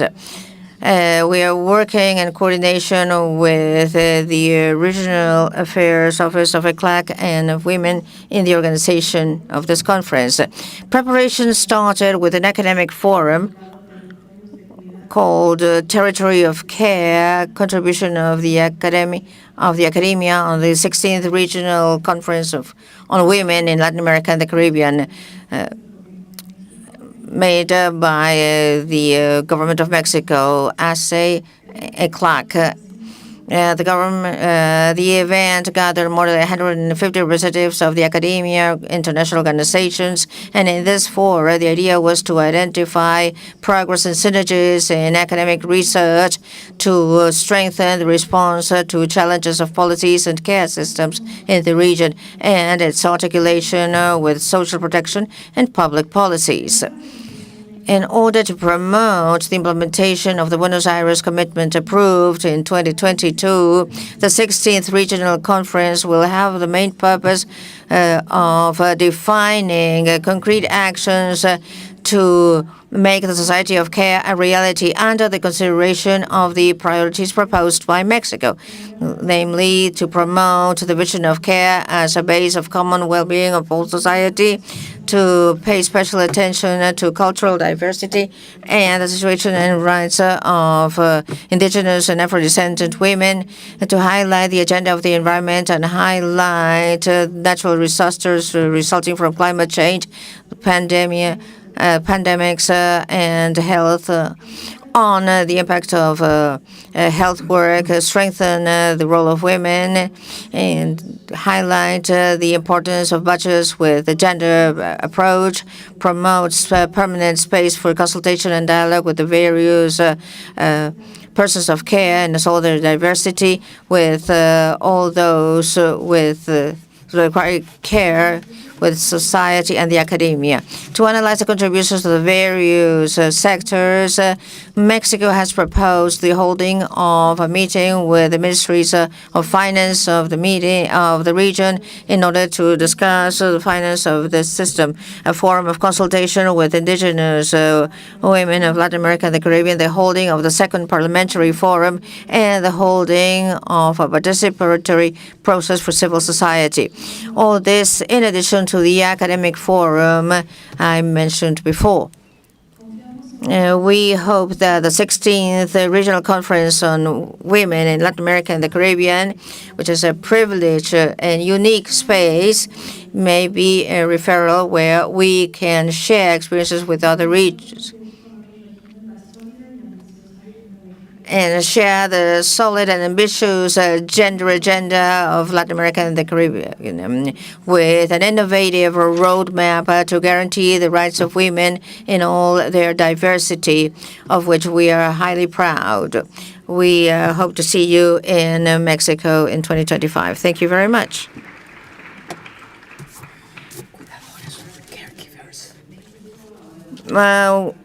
Would like to thank the delegation of Mexico. Now we give the floor to Cuba.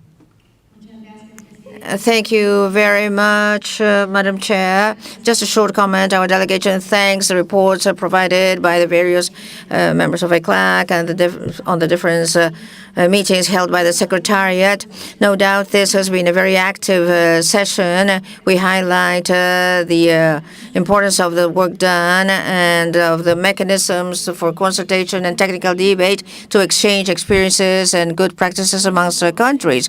We would also like to acknowledge the work done during this period by the technical divisions of ECLAC to carry out the processes to review and follow up these regional fora of the consensus of Montevideo, the regional gender agenda, the Madrid Action Plan on Aging, the Pact on Safe Migration, amongst many other highly documents of high interest.